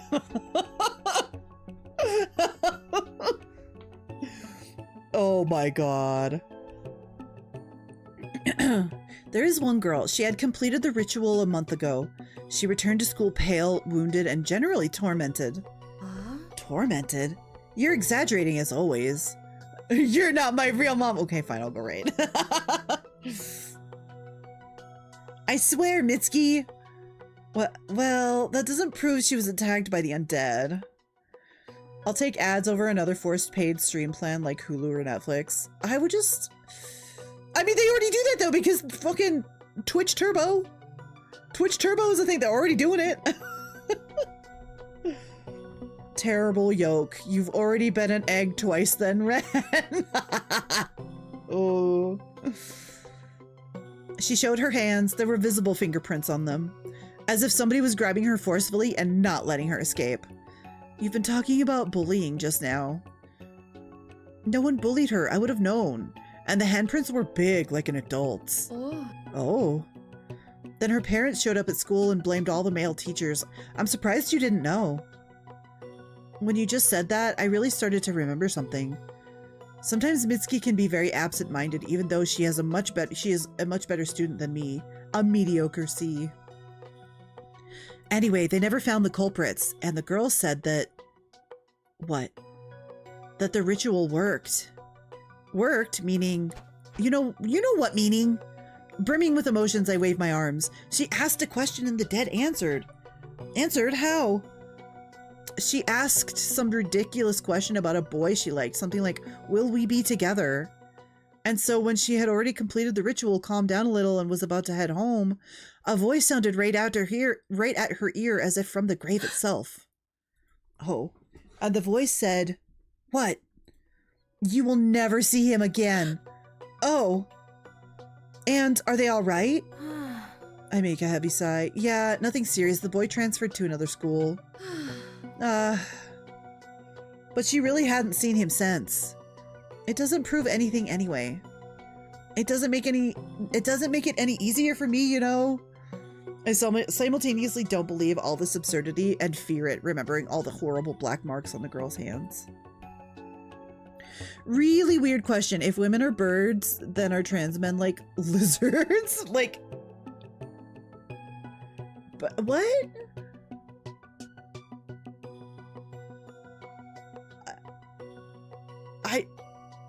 This is not a question for me. I'm gonna step aside. This is not a question for me. What if you lie? Say that you did it while not doing anything. It's not so easy. They're all asking for a picture. A photo of a ghost? What ghost? No, a proof that you really went there at night. And if they aren't satisfied with the quality, they will send you back to consolidate the result. My nephew votes dinosaur and he's the local bird expert, he says. Aren't they crossing the line? They don't think so. My brother did the same ritual the other day. Stupid. Even your brother? Mitsuki seems surprised to the core. Though he never got the answer to his question. What did he ask? Something about the ways to make a blog popular. A weird question to ask the dead. Oh, I'll bet it's her brother that she is in love with. So he's the one that she did the thing for. 100% my brother lied. No one believes that the dead will answer, hence the joke questions. Besides, I stammer. Haru? Suddenly I have a bad feeling. If you ask something important... I hesitate again. Wouldn't you be afraid to hear the answer? Mitsuki stays silent for a while and then nods in agreement. I wouldn't have risked it. Neither would I. But what exactly do you want from me? Right, come with me, I'm begging you. If I go alone, I'll die of fear. Is it allowed? Until the ritual begins, it is. Then it isn't, but at least this way, please. I'm really afraid. Mitsuki is looking at me for a long time, as if in doubt, but I know beforehand that she wouldn't abandon her friend in distress. Were our roles reversed, I'd go too if she asked. All right. I almost throw myself on her neck in joy. It's like a weight off my shoulders. Mitsuki just can't help but be support. Yay! What's with the noise? Nothing. Be on your way. But my brother is already in the doorstep, scratching the back of his head in irritation. His hair looks like he's just woken up. Yeah, it does. He's got like bedhead. No way. I'm curious what you're yelling about for all the neighborhood to hear. Don't tell me it's about the ritual. Oh no. Oh no, bro's cute. I think that's, yeah, it's the one that Mitsuki's in love with. That's why she did the ritual. So apparently she thought so too. Eep. Seriously. I turned to Mitsuki for support, but she is sitting as if she were wooden, staring at the wall with round eyes. I thought you don't believe in all this garbage. Of course, it's absurd, complete and utter nonsense. What about you, Mitsuki? When my brother is nearby, Mitsuki is turning into a Buddha statue. It's going to be a while before she regains her senses. Absurd. So you won't go? I will. If you managed, I'll make it somehow. His face suddenly stretches, taking on an unhealthy hue. Are you serious? Dead serious. Then at least be careful. He doesn't say anything else and retires to his room. What's gotten into him? Anyway, always mocking, huh? Fine, we'll show him. Yeah. When we're together, no ghosts can stop us. Of course. I decide to be done with the ritual as soon as possible, before my classmates go completely wild. Besides, the folks on Shamrock write that this is best performed while the young moon is clearly visible in the sky. The ritual itself is very tricky and consists of several important steps. At night, go to a place where life used to be in full swing, but now no one dwells. Burn a hair and recite the summoning spell. Ask the dead a question. Run as far as you can, counting from 100 to 0. No stumbling. If you encounter a living person before counting to 0, disaster happens. When you finish counting, recite the banishment spell. Do everything right and the dead will answer your question. Make a mistake and you or someone dear to you will die in 6 days. The undead would gladly rip out your tongues. What a load of crap. Idiots from the class even found the perfect location. An empty old school building. Honestly, they should stop reading so much manga. I hope I won't run into a guard. Gathering all my courage, I stomp outside the ominous school waiting for Mitsuki. My inner voice is screaming that no normal person would ever agree to stick their head in there. Why am I doing this? I look up at the sky. A growing moon is clearly visible above the rooftops. Even if it was a load of crap, I'd be like, nope, goodbye. No, same. I don't have it in me for these shenanigans. Absolutely not. It doesn't help that I'm like a huge skeptic. for like most things, so. It's late spring and already warm, but I feel a chill running down my spine. I feel like someone is looking at me from the broken windows. I'd only be happy if it's just my stupid classmates who had decided to play a prank and hide in the schoolrooms beforehand. There seems to be a slight creak of floorboards coming from the bowels of the building. Maybe it's a guard. Or is it the rustling of vines nestled against cracked walls? Prickly thorns twitch slightly as if slowly creeping from place to place. For a moment, it even seems that there's a reason an open window is lurking in these thickets. It's starting to really creep me out. Where are you, Mitsuki? Have you chickened out? Ha, it's absurd. My best friend wouldn't let me down. Haru! Mitsuki runs towards me, clutching her phone in her hand with the flashlight on. You're late. Sorry, my dad delayed me. Why are you scared to be alone? Like before an exam. Except this time I'm the one asking questions. Well, since you're joking, everything's fine. I sure hope so. All right, let's go. The sooner we begin, the sooner we'll be done with this. The open window looks like a bottomless hole. I really don't want to go in there. In the horror stories from Shamrock, participants of such walks never came home. Ugh, it's absurd, but also scary nonetheless.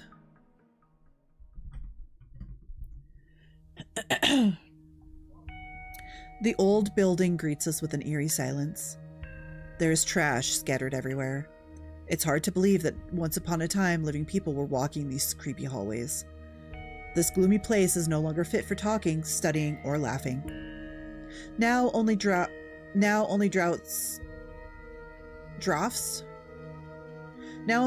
can live here, playing with the peeling paint and mold slowly eating away at the floorboards. My classmates said that they tried to explore the school, but most of the doors were locked. Fortunately, or not, only a few of the classrooms upstairs turned out to be open. Given the rule of the ritual, the logical thing to do is to go to the topmost floor and start counting there. Just enough time to count to 0 while you're running to the exit. We go to the second floor. The staircases creak so much that I'm afraid they would give away and collapse with us. Mitsuki keeps looking around as if worried that someone would pounce on us from behind. It's better not to think about such things, lest we scare ourselves. Finally, we get to the topmost floor. Somewhere around here, I'll have to start the crazy ritual. I look around, deciding where to go. Someone took their time to leave a mark. Are you sure? What a dumb question. I'm not sure of anything, so I pick a neighboring classroom. At least this way, I can defy my stupid classmates. Mitsuki and I stand in the middle of a gloomy, dust-filled room. It's empty, and without the usual desks with chairs, it evokes associations with a cemetery. The night air no longer feels warm. I'm shivering slightly. The only thing I can see out the window is a sickle of the crescent moon. I hear nothing except my and Mitsuki's breathing, and the eerie silence is getting on my nerves. It's like I'm listening to every rustle on purpose, which makes me even more frightened. Mitsuki is looking around fearfully. We're really here. I can't believe it. It's like a whole other world. Yeah, the netherworld. I never thought it so scary in school at night. All right, let's begin. Where is it? I pull out my smartphone and hold it out to Mitsuki. Huh? Take a photo of me for these idiots. Make it visible that I'm actually in a classroom. Yeah, sure. Mitsuki grabs the phone and takes a few steps back. In the darkness, she bumps her back against the teacher's desk and yelps weakly. Mitsuki, don't scare me like that! Okay, sorry. All right, taking a photo of you now. I give a strained smile. Oh, this picture. It's so unfortunate. Girl, please. A flash cuts through the gloom and hurts my eyes. I feel like a total idiot. Maybe screw it, huh, Mitsuki? What do you mean? I have a photo. We can go back. No one will know if we just leave. Indeed, who cares? Why not lie? Why do I have to prove anything to anyone? It's better to hurry back home before we're busted. Right, Mitsuki? But she stays silent. Then she smiles her usual carefree smile. I'm still a bit curious. Egg, how dare you egg me? How dare you egg me? I wonder if you'll see someone. Are you serious? Oh, sorry. If you're scared, let's go back. But doubt has already taken root in me. Indeed, it would be kind of a shame to stop midway now that we're already here. I look at Mitsuki, my best friend's face, her eyes, her whole posture. Everything about her radiates determination. You egg because I love you. I don't need to be egg. I'm no egg. She believes in me, in my tenacity and fearlessness. Fear gives way. Mitsuki is right. It's absurd. There's nothing to be afraid of. Fine, let's continue. Next, I need to burn a hair. I reach into my pocket again and pull out my dad's lighter. What a load of crap. I pull my hair out and hold it up to the flickering flame. Ugh, that smell. Ew. What's next? So now I need to recite the spell. Give me my phone back. Here. Well, found it. I open the right page of Shamrock. What is the spell? Some absurdity in foreign language. A few lines are added right below the article describing the ritual. The letters look familiar, but don't add up to words. Not surprising that the ritual didn't work for most of my classmates. It's unreal to read this absurdity correctly. Well, I'll start. I've never felt so stupid in my life. Good thing Mitsuki is here. I wouldn't have been able to take it. She is looking at me without averting her gaze, practically unblinking, as if hypnotized by a spell. I'm starting to feel really creeped out, but I keep reading purely out of stubbornness. Here we go. I finish the spell. The unfamiliar words leave an unpleasant taste on my tongue. Are you ready? Not one bit, but I don't have a choice. If I don't continue, the ritual has failed, and that's the end for me. Then I'll remain here, and you go down. Yeah, I'll call you when I count to 0 and finish the second part of the spell. We'll meet up by the window. Yeah, don't do it! I head for the door, but stop and turn sharply to Mitsuki. No matter what, don't go out until I call. The last thing I need is to run into you while counting. Oh, okay, I'll be waiting right here. I nod. Haru? Yeah? Good luck. I smile in return. Then I make a heavy sigh and step out of the room. Let's go. No turning back now. I stand in an empty dark hallway. The scariest part of the ritual has begun. I ask the first question that comes to mind, not really believing that anyone would actually answer me. I take a step, and in the same moment the flashlight on my phone goes out. The hell? No matter how many times I try to turn it on, it doesn't work. The app is dead. Luckily, I've brought a battery-operated flashlight just in case. Let's go. 100, 99, 98. I take a deep breath again, coping with shivering. 97. The same impenetrable silence reigns around me, but it seems like something has changed. As if the world has become different, mirrored, distorted, and corrupted. Something is definitely not right. It smells of apples? No. It's just my imagination. 93. I decide to take the easiest east staircase, which is closer to the exit. The less I have to wander around the school, the better. The classroom with the inscription on the door is right ahead. If the door opens by itself, I'll tell the ritual to go to hell and return to Mitsuki. Even my own whisper sounds different, like it's coming from underwater. But it's better to mutter something under your breath, dispelling fear, than to listen to every rustle. And the rustles are plenty. The old floorboards creak underfoot. Their groans seem like a sound of a door opening. Here's the door itself. I move very slowly, as if my legs have turned into two unbending pieces of wood. Come on, forward, there's no one there. Are you sure? I approach the door and once again feel like an idiot. Nothing happens. 87. I count to myself and take a breath. The hallway is behind me. Come to think of it, it's not that scary. It's just an empty, dark building, and Mitsuki is nearby. Just 2 flights of stairs to the open window. However, when you look into the darkness, you begin to think that the distance is magnified millions of times. All right, time to go. I step onto the first step. 83. Immediately, I freeze in bewilderment. For a second, it seemed like the walls have shaken, becoming more narrow. The apple aroma intensifies. I hear a sound like someone walking on the second floor. The footsteps sound lazy, relaxed.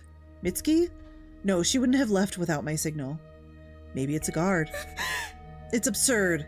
I can't cross paths with anyone, otherwise the ritual has failed. Muttering the numbers, I rush down the stairs. Hurry, hurry. For some reason, I rush like I'm being chased. Ha! I'm only making more noise, attracting the guard's attention, if there is one. Hurry, hide on the first floor. Sweat gets into my eyes and I squeeze them shut. How much longer do I have to run? Somehow I can't see the stairs even though I shine my flashlight in front of me. It only illuminates the endless rows of steps. No, no! 76? What is this absurdity? I stop. I simply can't be. Alright, calm down, calm down. The important thing is not to lose count. 73. It can't be that the staircase never ends. It's probably some kind of optical illusion caused by panic attack or whatever. I have to do something. I can't stand still and panic foolishly. I freeze and strain my ears. I don't hear any more footsteps. Phew. I decide to go back up the second floor and try my luck with the west staircase. After a while, I really make it back to the hallway. Zabitsky. What was that? A hallucination? I read somewhere that if you inhale mold, you can see things, and there's plenty of mold around here. Ha! There is a logical explanation. 66. Grave silence reigns in the hallway. The door to the office where Mitsuki is waiting remains closed. I guess I just imagined footsteps. And the door with the inscription is open. The hell? I have to walk past it to get to the staircase at the other end of the floor. You gotta be kidding me. 63. I go forward with an uneven stride. My hand with the flashlight is shaking, causing the white circle of light to do a wild dance on the floor. I purposely avert my gaze from the open door, focusing on counting. Thoughts struggle to move in my fear-numbed brain. The open doorway is getting closer. The darkness is so thick that anyone could hide in it. I count very slowly, carefully, as if trying to defuse a bomb. 60. 59. 58. When will it end? As I pass the open door, I close my eyes. I can't bring myself to look into the black doorway. There's no one there. As long as I'm not looking, no one will touch me. No one. 55. Once I get past the door, I open my eyes. There is no one up ahead. No Mitsuki, no watchman, no ghosts. Except... someone's heavy gaze is drilling into my back. I try to calm down, but the feeling only gets stronger. He is there. He's definitely there. The undead. I turn around sharply, thrusting the flashlight forward like a blade. No, there's no one here. Is it my imagination again? Phew. There's no other explanation. I notice something bright on the floor. My hand reaches for the object on its own. My fingers touch something sticky. A candy. Something moves under the wrapper, and I quickly yank my hand away. The apple aroma returns. Right, the apple candy. But where did it come from? Had someone dropped it while performing the ritual? Or is it a message from the dead? Haha, very funny. I'm scaring myself again. Ooh! I hurry towards the stairs, chasing the panic out of my thoughts. There I pray to all the gods I can remember that the staircase doesn't do any more tricks. 46. I get lucky. This time I successfully end up on the first floor. Phew, nothing to be scared of. Just one flight of stair remains. Ooh. An incomprehensible noise comes from downstairs from the ground floor. Like someone lazily moving desks, scratching the floors with them. The sound is coming closer. I begin to recognize someone's hoarse breathing in it. What the hell is it this time? I rush back to the second floor in terror. Out of the corner of my eye, I notice that an inscription has appeared on the wall of the stairwell. Look up. Why? That's some pyramid head noise? No, for real. I was like, ooh, I don't like this. Ooh, I don't like this at all. Look up. Why? I stop, feeling a sudden sense of danger. A cloying scent is all around me. It's so thick that I feel like I can't move. Like it's reaching inside me, turning my organs into a stinking apple mush. I feel nauseous. My mind doesn't have time to stop the body. I look up.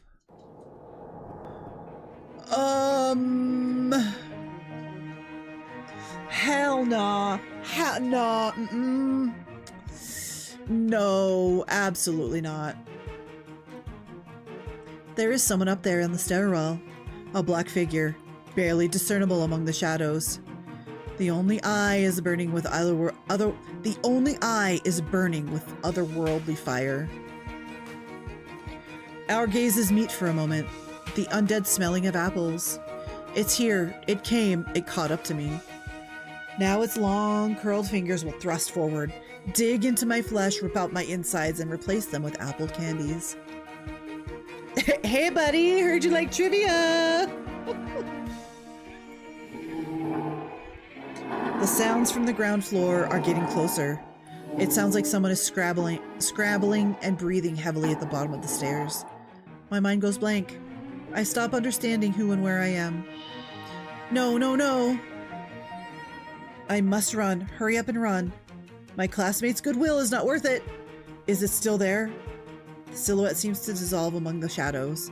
Vanished. Did I really see someone, or was it my imagination? My thoughts pile up one on top of the other, preventing me from assessing the situation. Did I see someone or not? Should I continue the ritual? It's so scary. I'm all alone in the middle of this shitstorm. Alone. Hush. Calm down. It can't all be true, or the classmates would have been behaving differently. None of them had encountered any ghosts or undead, so they aren't here. They aren't here, and that's final. Do I even have to keep it up? Because of the stupid count, I'm nervous and jumping at shadows like a fool. When you're alone, the world becomes more scary than it actually is. Scary. Isn't it dangerous? Ooh. This one came quicker than last, so we might actually be able to finish this one. Do we be sensible or do we continue the ritual?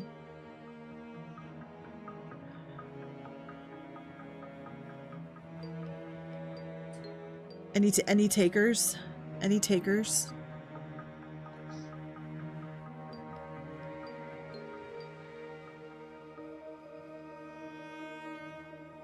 I think we're gonna continue the ritual. I kind of want to. I feel like there's I want to see what happens if you keep doing the thing that you're in the middle of. Stopping is dangerous, yes, but also I feel like I don't know. We'll continue the ritual and see. I swallow the lump in my throat with difficulty. I can't chicken out. What if I have really managed to summon the dead? Then, under no circumstances should I interrupt the ritual. Otherwise, it doesn't matter if I run away or not. Either I or someone dear to me will die. Someone dear to me? My head clears up a little. Right. I'm risking not only my own life, but also the lives of my parents, my brother, and Mitsuki. All of them can become a victim of the undead. Imagine Mom and Dad with their tongues ripped out. Or Mitsuki. She is right here, just one floor higher. Or she is right here, just one floor higher. A wonderful target, no need to wander far. I must protect her. The moment I become filled with determination, I hear a shuffling sound from upstairs. The undead is back. With horror, I choke on my brave thoughts and sprint down the hallway of the first floor. What number did I stop at? My ears ring with terror and panic. For a moment, I forget everything in the world. What number did I call last? Think. What number? Mom, Dad, brother, Mitski. I won't let you die because of my stupidity. 41. I remembered. A half-crazed laugh escapes my throat. However, the joy quickly fades away when an unpleasant shuffling sound is heard ahead again. Don't tell me there's silence for a moment, after which a desk and several chairs fly into the hallway from the staircase. I shriek. Not thinking about anything else, I rush to the first door I can find. It's locked. No. I have better luck with the second one. I rush inside and stop abruptly. The classroom is empty, but there's something wrong with it. Who's there? That's what you go for mentally monologuing while counting. I know, right? I'm like, girl, you could just be counting down. You could literally just, it could have been over. You could have been over a long time ago. Someone is definitely here. She could be counting down right now. It's like invisible students are sitting there, their chairs turned toward the window. They see something in the impenetrable blackened gaps, something important and interesting. I don't want to know.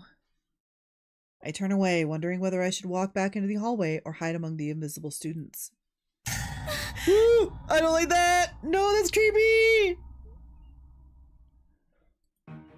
Run away. Definitely run away like no tomorrow. I storm into the neighboring classroom and slam the door behind me. My trembling hands drop the flashlight and it rolls aside, making a small arc. 39, damn you! My chest is throbbing, my heart is pounding like crazy. Please let it be safe here, let it... A rustling sound comes from the floor. The flashlight starts turning on its own. They'll find you there, run. No! A circle of light stops on the board, illuminating another inscription. I will be found here? Where to run? Damn, counselor, you'd better write how to get out of this hell. 35. Through the locked door, I can hear someone walking down the hall. I'm so damn popular with the undead. Wonderful. Just wonderful. Hot, the luckiest schoolgirl in the world, bar none. Ha ha ha. Pull yourself together.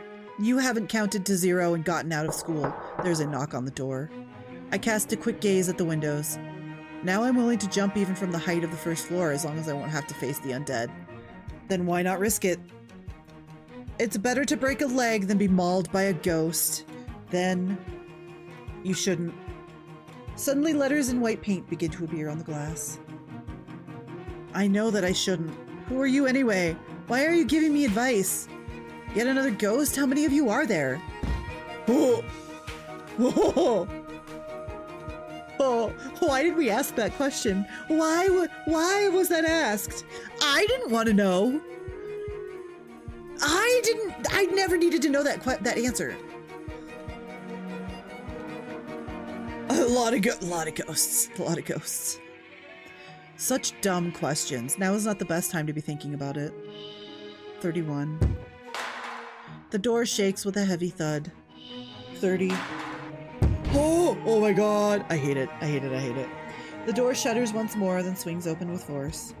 The undead is standing in the black opening, still staring fixedly in my direction. It isn't moving, just breathing loudly and intermittently, making hideous noises. As if a thick mass is bursting with stinking bubbles. I look at the lying flashlight in horror. I can't reach it. What should I do? You count! Jesus, oh my god, I can't with this. Oh my god. Anyway. 28, not much left. Just one more floor. It's unfair, just unfair. The undead takes a step. I shriek. My eyes dart around trying to find a way out. The second door out of the classroom is cluttered with desks. As if on purpose. Risk it, run. Huh? What? The writing on the board has changed. I still don't understand where I should run to. The black shadow suddenly approaches. How should I risk it? Where do I go? The only way out is blocked by the undead. It's like it's grinning and, for some reason, exuding an apple aroma. This damn apple lover is about to tear me apart. Maybe I have to take this risk. I have no other choice. Very well. I inhale so deeply that my chest aches. 25, you jerk. It's like when the horror movie characters and your nerves to the point where you're just like, you deserve it at this point? Yeah! Like, you deserve everything that you get. Like, you did everything wrong. I close my eyes and rush straight at the undead. It doesn't move or try to bounce away. I feel no obstacle in my way, but my arm suddenly burns with a savage pain. Has he grabbed me? God damn it, the undead has touched me. Ow! I bump into something painfully and stagger backwards. A hallway wall? I fail to stay on my feet and collapse to the floor. It hurts. Ah, damn it, there's no time to lie here. My arm is burning with fire. I jump to my feet and run back to the west staircase. I don't feel like wading through desks by the east one, even though it's the closest to the exit. 22. My eyes have gotten used to the darkness by now, but I wouldn't have minded a flashlight. There is no one on the staircase. I run down it, but stumble on the penultimate step. Oh, come on! I collapse face first into dust. My shoulder resounds with another burst of pain. Now I know why that girl came back from the ritual bruised. She was lucky she hadn't broken her neck in the dark. My parents will go crazy when they see me, and my stupid brother will make fun of me. If I make it back alive, that is. And if I don't, at least I'll be haunting my brother as a ghost. Alright, that's enough. I need to focus. What did I stop at? 18? I get to my feet with difficulty. Now I just have to pass the hallway and climb out the window. Just? Half an hour ago I would have said that it's a piece of cake, but now? 17. 16. I catch my breath and step into the hallway. The hell? Numerous desks and chairs are clearly visible in the darkness, right in my damn way. Oh no! Hurry. If you insist. Grunting, I start making my way through the chaotic furniture. Every now and then I bump into a sharp corner and yelp in pain. It's unreal to keep counting. 15.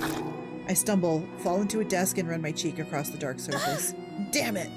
The desk is smeared with something viscous and sticky. I jump to my feet and jerk to the side, but stumble yet again and fall right into a chair. There is a nasty squelching sound. 14. I run my palm over my face, shaking off the sticky substance. What is it? Blood? Ha! Of course! I couldn't be bothered otherwise. I stand up, not bothering to shake it off, and move on. 12. There is a noise behind my back. The undead walks forward without regard for the furniture, filling the hallway with unbearable rumbling and scraping. The freak moves forward like an icebreaker through the ice and doesn't stop. Son of a... Faster! I know! I'm moving as fast as I can. Are you? You're not even counting as fast as you could. I rush forward. The undead is pretty far yet, but it's walking straight ahead, raking the desks. I, on the other hand, have to run around every damn chair that appeared on my way. Invisible but persistent hands cling to my clothes and hair. They pop out of the walls, the floor, the ceiling. The bodies hanging from the chandeliers sway slightly, even if I manage to dodge them. The icy touches sting with fire. 10. 9. The undead is catching up to me. No, stop! Stay away! Don't come closer! I can see the cherished open window. I've got to get out. Get out! What number did I stop at? 7? The window. This is it. I burst out of the maze of chairs as the undead is breathing down my back. I rush to the window as if in a fog, even forgetting to keep counting. I throw one leg over the windowsill, the night wind slides across my skin, and... fingers dig into my skin. I squeal and scramble to the side, dragging the undead holding me outside. It releases me instantly, as if the air outside the school could harm it. Ha! Take this! I laugh. Lying on my back under the window, the feeling of freedom hits me in the head. I got out. Got out. I brush the tears from my eyes. They are mixed with blood. Mine or someone else's, I can't tell. I feel so good that I've forgotten about something important. What? The window glass shatters into many shards. I barely have time to cover my face with my hands. What? The ritual isn't completed. Stupid me. Yeah, you are pretty stupid. 6. I just had to forget the most important thing. 5. For some reason I thought that if I make it out it would be over. 4. Stupid. 3. I stand up and look out the window. The undead is staring right at my eyes as if calling out to me. 2. For some reason his face seems sad. Go back where you came from, asshole. 1. 0. I reach into my pocket and pull out my phone. All I have to do is read the last part of the spell. Now it doesn't seem like a silly set of incomprehensible words. It's filled with great meaning. It brings salvation. Oh, here we go. I look at the window again. The undead is gone. The pains are intact. I look down at my hands in surprise. All the wounds are still there, bleeding and sore. What the hell? The school neighborhood is drowning in peaceful silence. For a moment, it seems like all that's happened was just a dream, a crazy hallucination.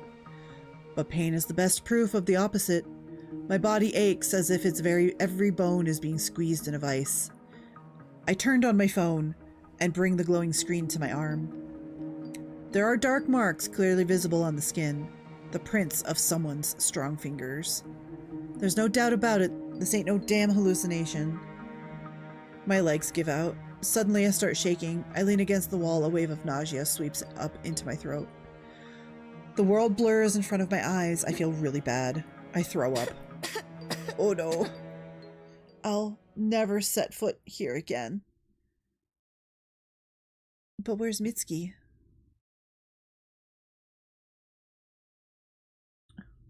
Hold on, my dog. Somebody get off the bed.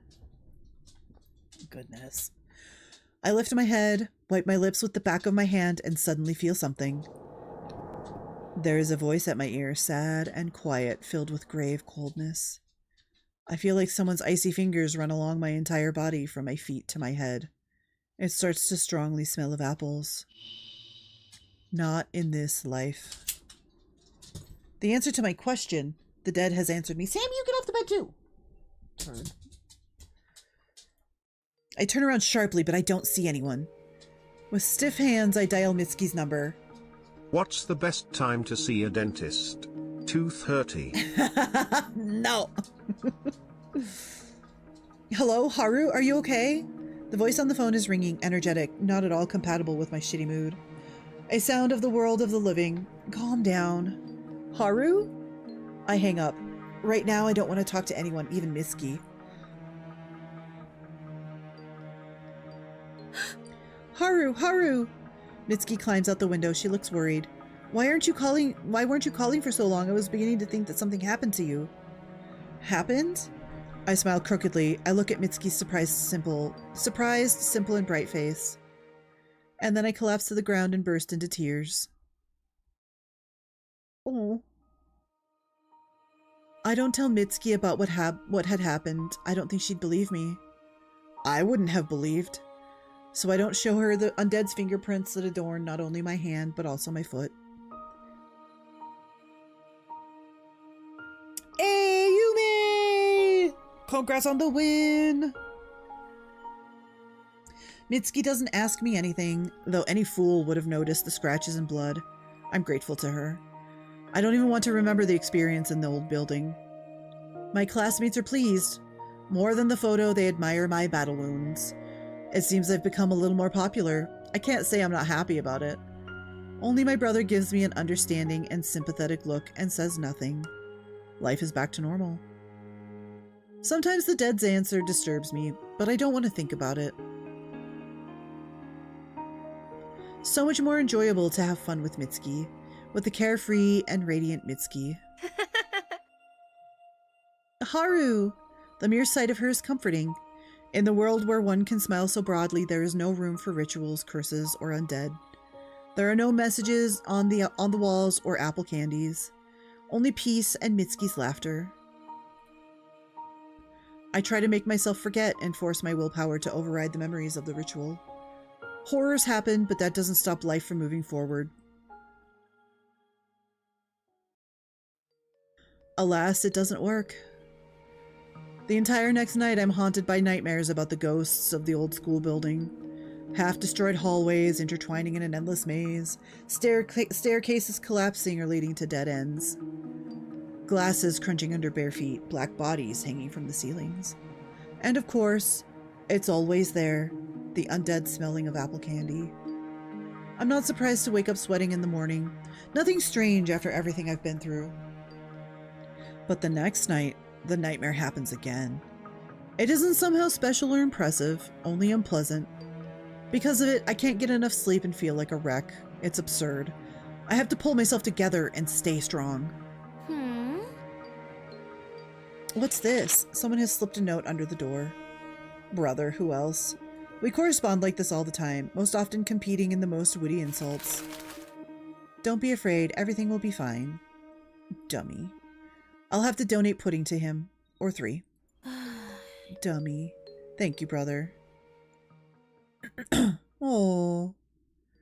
Trouble comes about a month later, when the sickle of the growing moon hangs in the sky again. Haru! Haru! Haru? Uh-huh. Help me. What's wrong? Mitsuki looks scared. Do you remember the ritual? The ritual? Everything inside me goes cold. Hey, Silver! Congrats! The bruises that haven't gone away yet flare up with an unbearable itch. I do. It's gotten to my class as well. My classmates got infected. Apparently my face reflects such horror that Mitsuki gasps. I try to pull myself together. Are they making you do it too? Yes. I have no choice, Haru, the law of the pack. Can you come with me? There's pleading in her gaze. I don't want to. I'm afraid to even approach the old school building. I want to know what she asked for, like what she asked the dead. Again, Shira's corpse party in here? Yeah. Pupper, hey, get off to bed. I have to tell her like every 5 minutes. Nausea comes to my throat the moment I look in its direction. You don't have to if you don't want to. I'll understand. Mitsuki smiles bravely, though her fingers tremble slightly. Hello, Young Lee! Last time she agreed to help without asking for anything in return, like a true friend. How can I abandon her? Fine, I'll go with you. But you mustn't perform the ritual, just pretend. Under no circumstances should you do it. Haru. Don't even think about it. You have no idea what it is. I'm begging you, don't. Anything but the ritual. Haru. I know, you're curious. You wonder if it's actually possible to see the undead, but Mitsuki, if you value our friendship... Haru, hold on. What? I can't just take a picture and go home. Silence hangs. Why? They're asking for a video because of your success. You confirmed that the ritual works, that this girl wasn't lying. So they've been trying to film the ritual ever since, but it hasn't worked out. And now it's my turn. I can't just go back home. I'm speechless. My success?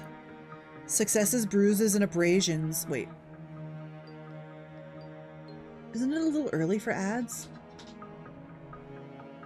Horrible marks on your wrist and leg. It's absurdity, not success. Absurdity. Okay, I'm gonna end the stream right before she gets to go into the thing. But arguing with my classmates is stupid. I clench my fists with anger. Stupid assholes. Haru. They don't get it, and you don't. The only person who can understand me is the girl who survived the encounter with the undead. No one else. Although no, there's also my dumb brother. He has a sort of special sense, and he kind of felt an otherworldly presence in the old building. But he'd hardly met the undead in person. At least I didn't notice any wounds on him. Ha. It's just absurd. Absurd. Fine, but promise me you'll be very careful. Very careful. Mitsuki claps her hands in joy and breathes with relief. May everything be fine, I plead mentally. Hoo hoo hoo hoo hoo. This is where I'm gonna stop it. I'm kind of losing my voice, I'm not gonna lie.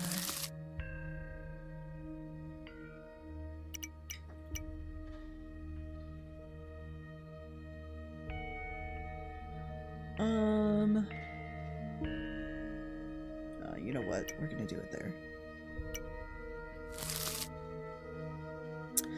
Oh, because of our... So she was doomed anyway.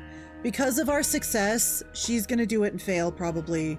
But if we did the other one, she would have been doomed to whatever.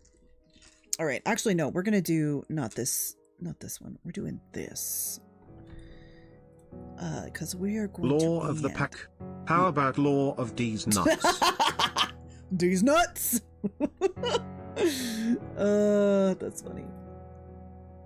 I'm gonna go have dinner. My dinner is waiting for me. Hold on. Let's see. Who's here? Who is on? This game is wild. It's so good. I really like the game.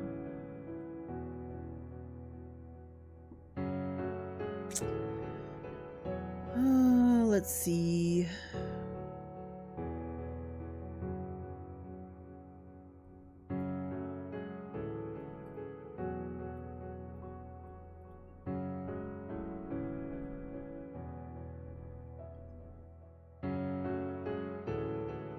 Oh, Fox is on. We might go raid Fox. Fox hasn't been on for a while, so I haven't been able to raid Fox. And we always raid Callie on. Hold on, I'm trying to see who else is on. Oh, Vaughn is... No, Vaughn's playing Dead by Daylight. I don't want to see that. I don't want to see no Dead by Daylight.